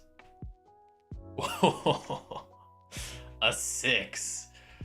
So, yeah, I succeeded. They didn't. Even if it was a tie and we both succeeded, I rolled lower. So I was successful. Grab onto the leader goblin. I grapple him to the ground, throw him on the plate, and then I run off. Whew. Whew. All right. So now that goblin's on the plate, I'm curious what happens next. Because this probably all happened really fast. Like, grabbed him, threw him down, got up, ran away really quick to make sure I'm out of the range of this thing. I guess we probably just are entering initiative. I think I essentially just entered initiative for us. I already drew initiative at one point, so we're just gonna go off of these cards that I already have, which is my turn, I guess. So I will go ahead and go up to this goblin here, and just swing at him. This warrior here. So I'll swing with my broadsword. Let's hope for the best. Expect the worst. It's a 2. That's almost a critical success. Are they gonna parry? Are they gonna parry or dodge? I think it's likely, but not like super certain. Do they parry or dodge? They do one of those. We'll say they just parry because I think they do have a weapon to parry with. They're warrior. So I'll still roll damage, but then I'm just rolling that for like the durability check. 12. Oh, they're gonna be screwed. So they have a long spear. I guess they're gonna try to parry with. Do they successfully parry? No, they don't. So they don't even get a shot. So then 12 damage is coming at them. They do block for 2, but that does still deal 10 damage, which just kills them instantly. Man, I do a lot of damage. Yeah, because they 2 taken away. I did 12. They failed the parry. Yeah, they're dead. So that was my turn. Great. Now it is whose turn? The dead goblin's turn. So sucks for them. And then it's my turn again. So I'm gonna go over to the other goblin and swing at them with my broadsword. See if we could hit them. We roll an 18. I'm not gonna push that roll. I will just fail it, and that's totally fine. That's okay. I'll live. Okay, this scout, I imagine, is on the ground. Like I said, they were grappled, so they see me bolt out, run at their goblin friend, take them down in one swing, and start swinging at their other goblin friend. So they're in a panic. They stand up, and my question to Mythic is, do they run off of the pressure plate, which I think is nearly certain. I don't know why they wouldn't. And they do. So this goblin in a frenzy, this all happened in like, less than 30 seconds. I grappled them, I throw them to the ground, I get up, I run away, I slash their one friend, take them down in one strike, head over to the other goblin, start attacking them. This goblin in a panic gets up, runs off the pressure plate, takes one step off. Boom! This giant stone slab falls from the ceiling, instantly killing the goblin. I guess maybe I can make him do an evade check. I'll give him a chance. I'll be nice. I'll give him a chance to take half damage. They're still gonna take damage, but I'll say they could maybe take half damage. No, they failed. They're dead. Sucks for them. I'll just say that kills them. They're just dead. They're smushed. Okay. That works. That works. So they're dead, and then it's the final goblin's turn, which they didn't parry because I failed my roll, right? So yeah, I did. So they are just going to attack with their long spear, trying to hit me. I don't have any dodge or roll actions left, so I'm gonna have to just take this damage, which they do successfully hit me. But they rolled a minimum damage of 2. I have chainmail on, so I block all the damage. And they kind of suck. Cool. Now it's gonna be back to my turn, and so I don't know if I mentioned this, but with combat, when you draw initiative, you redraw your cards each round. So as you see here, my current initiative cards are 2 and 8. The goblin has 10. But when I click next round in combat, all the cards get shuffled and we're in a new initiative order, which is kind of fun. I kind of like that. I don't know. I think, you know, if you're playing this physically, it would take a little bit more time in between initiative rounds, but it's kind of, you know, keeps it a little bit interesting. Use a sub-zero voice for get over here, yeah. Could the other goblin go into a stunned shock at what just happened to their friends? I would say so, yes. But you know what? Let's ask the game master here. Oh dear Mythic, does the other goblin go into shock because of seeing his one friend get sliced down and then his other friend get smushed? I think it's very likely. Yes, the goblin is not doing too good. They don't have any like status effects, but they would probably at least be scared because of what just happened. But it is actually their turn, so even though they're scared, I guess we could see if they try to flee. That's like a thing. They might. Do they try to flee? I think is very likely. Yes. Got an exceptional yes that they try to flee. Which I don't think there's any like disengage move. So I think if they try to run away, I will get a chance to attack, I believe. I don't know if there's any way around that. I'll double check right now, but I don't think there's like a flee move to avoid that attack. But I guess them moving, they could still, because all they're gonna be doing is moving on their turn, and so they can use their action to try to dodge or parry my attack. So I guess that's something. But they move away, I get an attack of opportunity, which I will try to swing at them with my broadsword. And I fail. And they start trying to flee, which I guess I have a triple check how exactly fleeing works. Because I don't really know.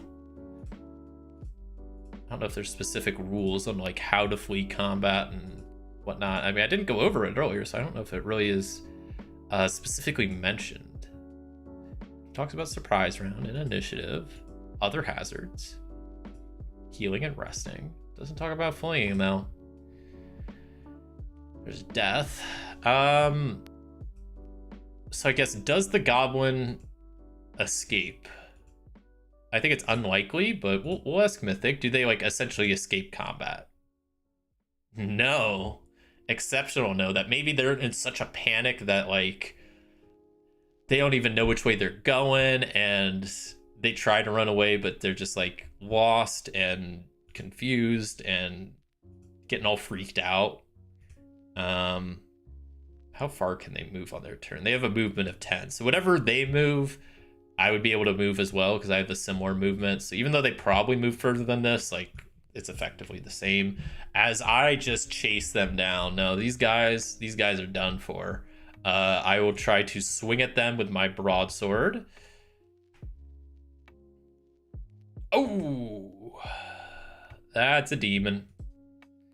You slam your weapon into something hard and damage it. Any use of the weapon gets a bane until it's repaired by an artisan. Great. Love that for me. This fight is all over the place. So this goblin is right near the doorway, or like right on the corner of like this tunnel that we're going through. And as I try to swing at them, they dodge out of the way. I slam my sword into the wall and it chips. The sword chips, and now it's worthless. This thing is useless. It's broken. Are you sure you still want to use it? Yes, I want to use it. I am positive because I have another action and I can't do much else. So let's see if this does much. That is a success, but I think I was supposed to roll with a Bane, right? So I'll roll again. Oh, and that's a dragon. So I would take the 8 because it was with a Bane. But that means I still do hit.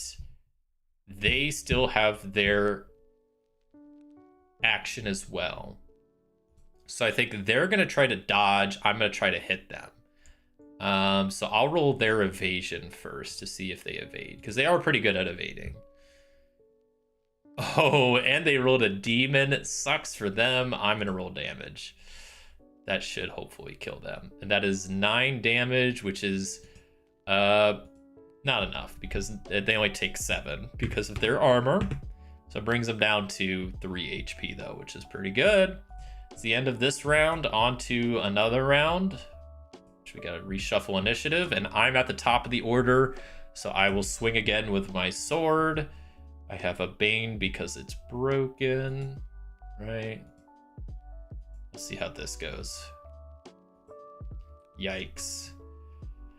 I'll push the roll. I'm becoming angry. Angry. Yes, push the roll. I don't care. Nice. I did roll a dragon, but I also rolled a 7. Is the goblin gonna try to dodge? Probably. Did they? I'm trying to remember. So they failed their evasion last time. Yeah, they're gonna try to dodge again. Let's see if they they get it this time. They do. They do. So they jump out of the way and dodge. So that was their turn. They have their movement, so they're going to try to run away some more. But then back on my turn, I have the same movement, so I can just effectively chase them. And I'll try to hit them with my broadsword again. I just need to finish this guy off, but my weapon is now busted. But I got to keep trying, because what else am I going to do? Okay. I'm starting to get disheartened because of all these missed rolls, so I'm going to just push it. Let's try it again. There we go. They have no dodges, no nothing left, so as long as I don't roll minimum, I'm chilling. Yeah, 14 damage with their 2 protection does 12 damage. They are dead. Oh man, that's initiative. That was this little hallway fight. This wasn't even a waypoint. This was like between 2 waypoints because of Mythic adding in a small random interruption that turned into all of this. But that was fun. That was a fun little good suggestions from Tom and John and chat for helping me out getting, interpreting some of the results, because I think that was a fun little side thing between our waypoints. I'll add that to our adventure log also so I don't forget, because I definitely will. Waited for goblins that were chasing me. Convinced one that the pressure plate would open vault door. They didn't believe me, but I grappled one on the plate and fought the others. The one on the plate got smushed. There we go. Okay. I guess I've only watched your solo card games before. Oh, really? Okay, this is neat. I have to go to sleep, work in 6 hours. Oh boy, that's working 6 hours. That's a little too soon to have to sleep, wake up, get ready. But I appreciate you hanging out. Thanks for tuning in. And yeah, I hope you enjoyed. I appreciate the suggestions. Really helped add to the story, I think. That's really cool. You only watched the solo games. Yeah, those solo card game videos I really enjoy, and it seems like I'm glad I do them, because it seems like they've, people enjoy them, that they're pretty well received. So yeah. Okay. I actually think that was a good little spot to kind of wrap up. I wanted to wrap up around 3 hours, and we're a little after 3 hours, so that works pretty well. I did want to get through this first adventure, but you know what? We hit some hiccups along the way. We didn't even get to this third waypoint, really. We don't even know what's in the room. We were just going from the charred tomb to this place, and in between, all that hallway fight stuff happened. So we still have 2 hidden waypoints, unknown waypoints to explore, and the last one for this adventure. But I guess we'll pick back up on that next time with the adventures of Haxwell. Yeah, you'll have to before I kind of wrap up here, you'll have to let me know, first off, if you want to see more Dragonbane, if you like seeing it on Foundry. Personally, I think even though I have the physical edition, I will probably continue playing on Foundry just because I think it helps speed up play so much, helps automate stuff so much, helps make things so much easier and cleaner and quicker. I don't think I'd probably play without it, but let me know if you have one preference or another. And yeah, next time I play this, let me know if you'd like to see me continue this adventure. Should I start a new character in Deepfall Breach? Should I just play a different character entirely and do like a more normal campaign not in Deepfall Breach and just try to play it using Mythic and do a little bit more of an open world campaign, kind of a more standard playthrough? Yeah, let me know. I think probably what I'll do next time is continue this adventure at least one more playthrough, and then maybe the next time I play after that, I'll maybe start a new character where I actually do like a more normal playthrough. I don't know. I'm still learning the game, as you saw today. You know, still learning the rules, still learning the game, but I'm really enjoying it. But yeah.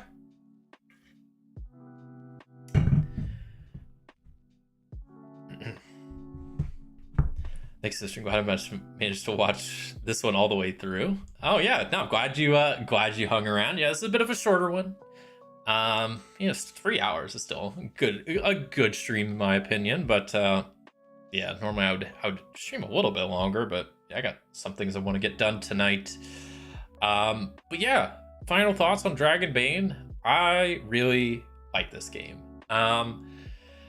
It seems like a really cool system. It's kind of in not a weird spot, but I think it fits a good kind of lightweight D&D alternative that plays differently. You know, it's still a D20 based system, but it's like, you know, a roll under system, and it works a little bit differently. But I quite like how it plays. I mean, I think anybody that's played D&D and wants something else, I think this would be an excellent kind of a next step almost type thing. I mean, I think this works great for if you haven't played D&D, but I think if you have, there's a lot of familiar aspects to it. It seems like there's also, as I've mentioned numerous times throughout this stream, there's a lot of familiar DNA between this game and Forbidden Lands. Obviously, it's made by the same company, so there's going to be some overlap there. But I quite like some of the stuff that they kind of carried over and whatnot. Obviously, it functions a lot differently in a lot of ways, but there are some similarities. Overall the system itself I quite like. I like that it's fairly simple, but there's, you know, a good amount of depth to it. I like all the skills. I like the idea of willpower points for your abilities. I like all the different number of skills and how many the abilities is a cool idea that you just have like these. They're essentially like talents from Forbidden Lands and feats from D&D, but I quite like how they work. Inventory I like is pretty simple to manage. Encumbrance didn't really come up. I do like in games that have encumbrance, personally, I don't mind encumbrance too much. In my recent Forbidden Lands playthrough, it did kind of get to a point where it was a little annoying because I was constantly running out of room.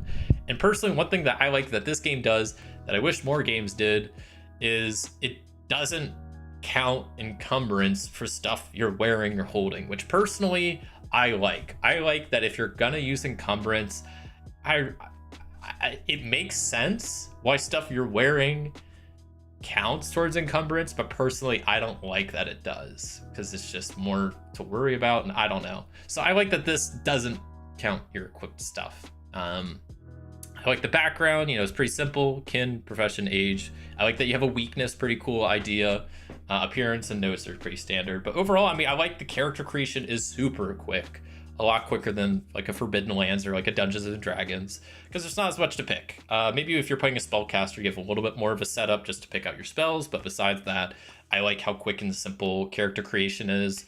You know, I'm fine with that. The main attributes being rolled for. It's not my personal preference, but it's one that I like the way they do it.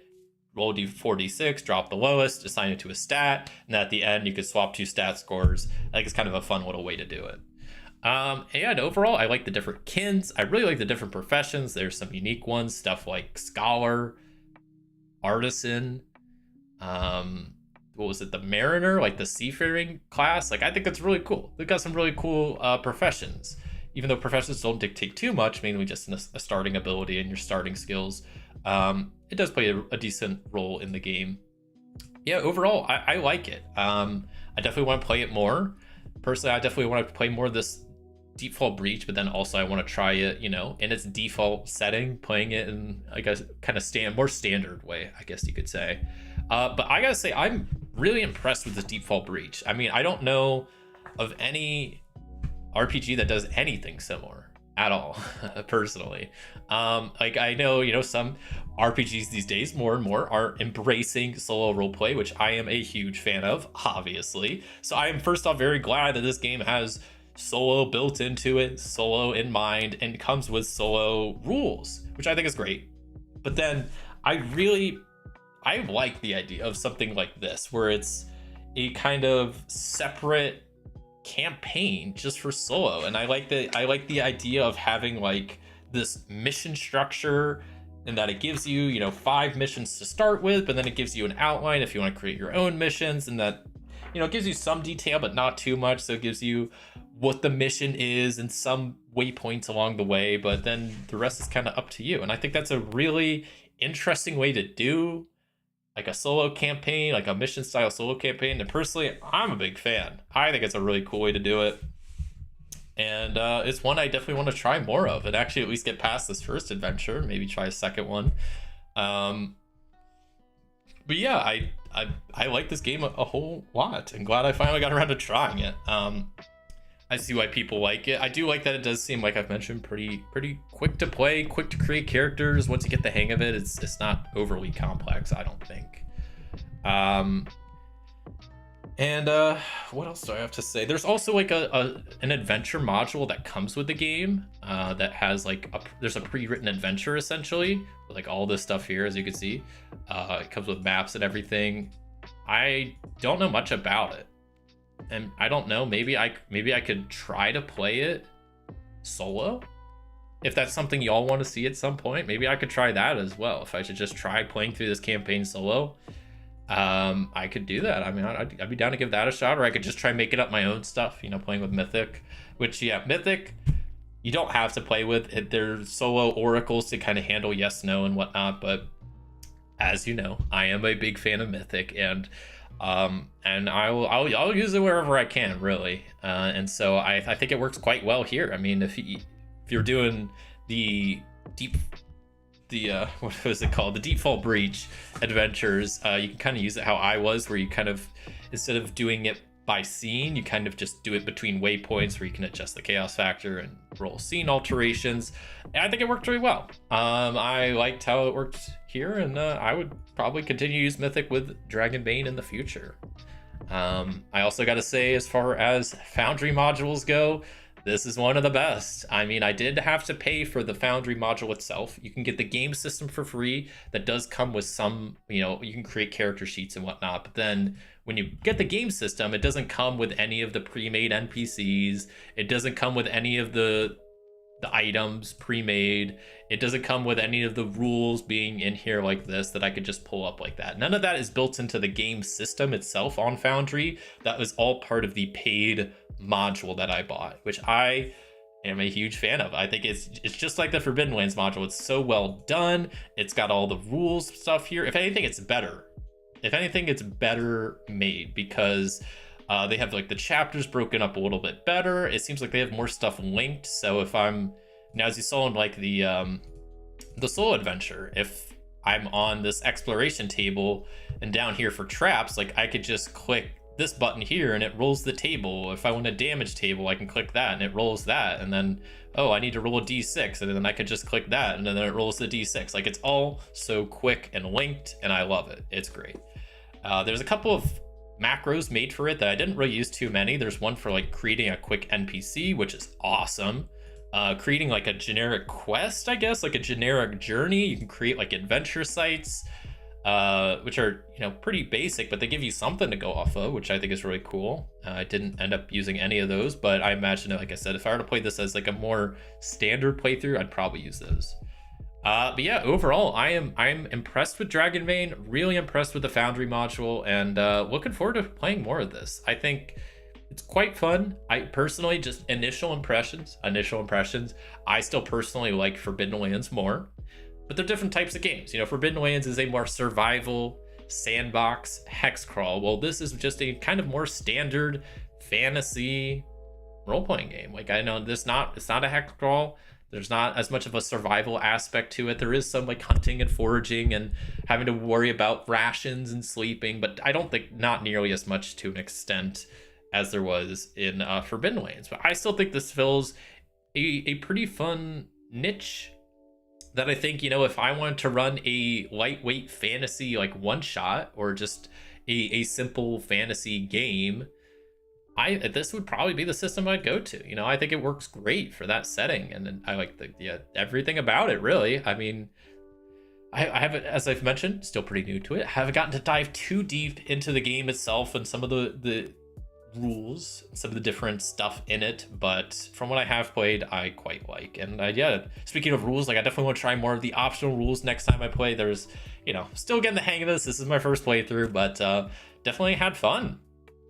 And definitely want to return to it sometime. So yeah, let me know at home what y'all want to see more of this. Do you want to see more of this character? Should I do more of the Deepfall Breach? Should I try playing through the standard pre-written adventure and trying to play that slow? I've never personally tried that before, where I take like a pre-written game module and try to play through it solo. I'm sure it works fine. You just have to, you know, kind of separate your player knowledge and your character knowledge, but I don't think it would be too bad. Or I could just, you know, play the standard with like Mythic and doing like a more open world, kind of just a normal adventure. But yeah, definitely think I want to return to this, hopefully sometime soon. And yeah, maybe we'll pick back up on this character, maybe do something different. I don't know too much.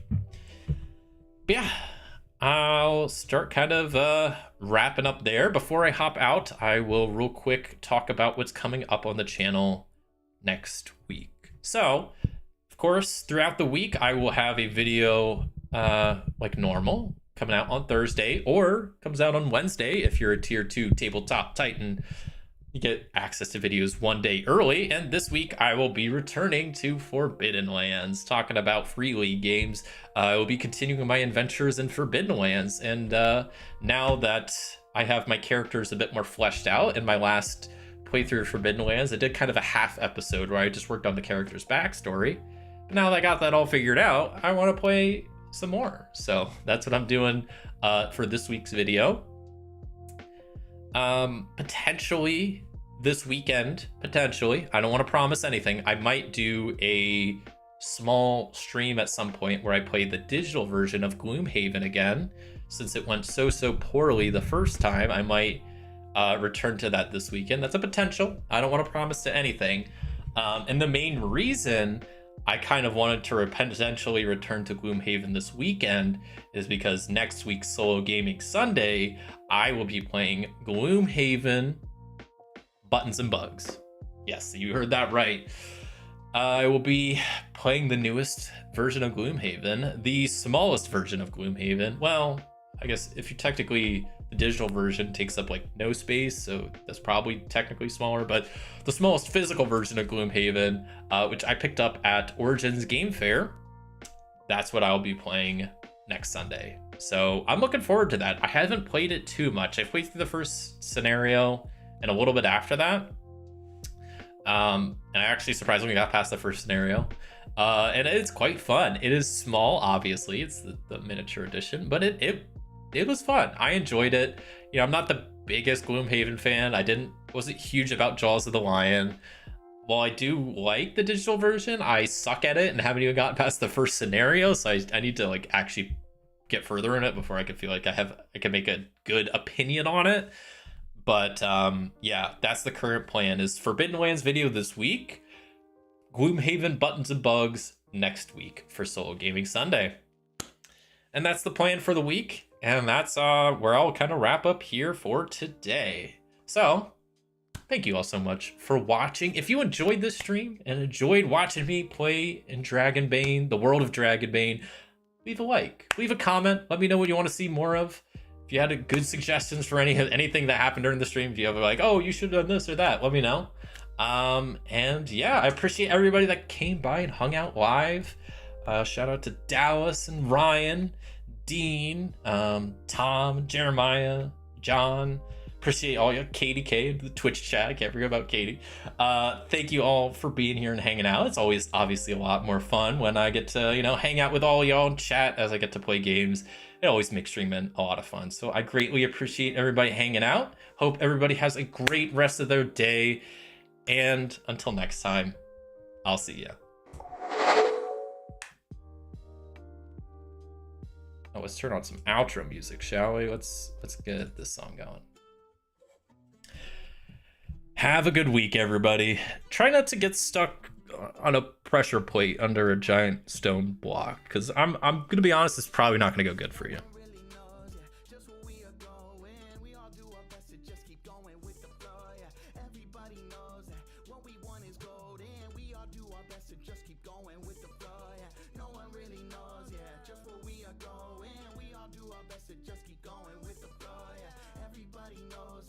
We want is gold, and we all do our best to just keep going with the flow, yeah. Ain't nobody really know where we going in this life. We just keep on keeping on and feel it out till it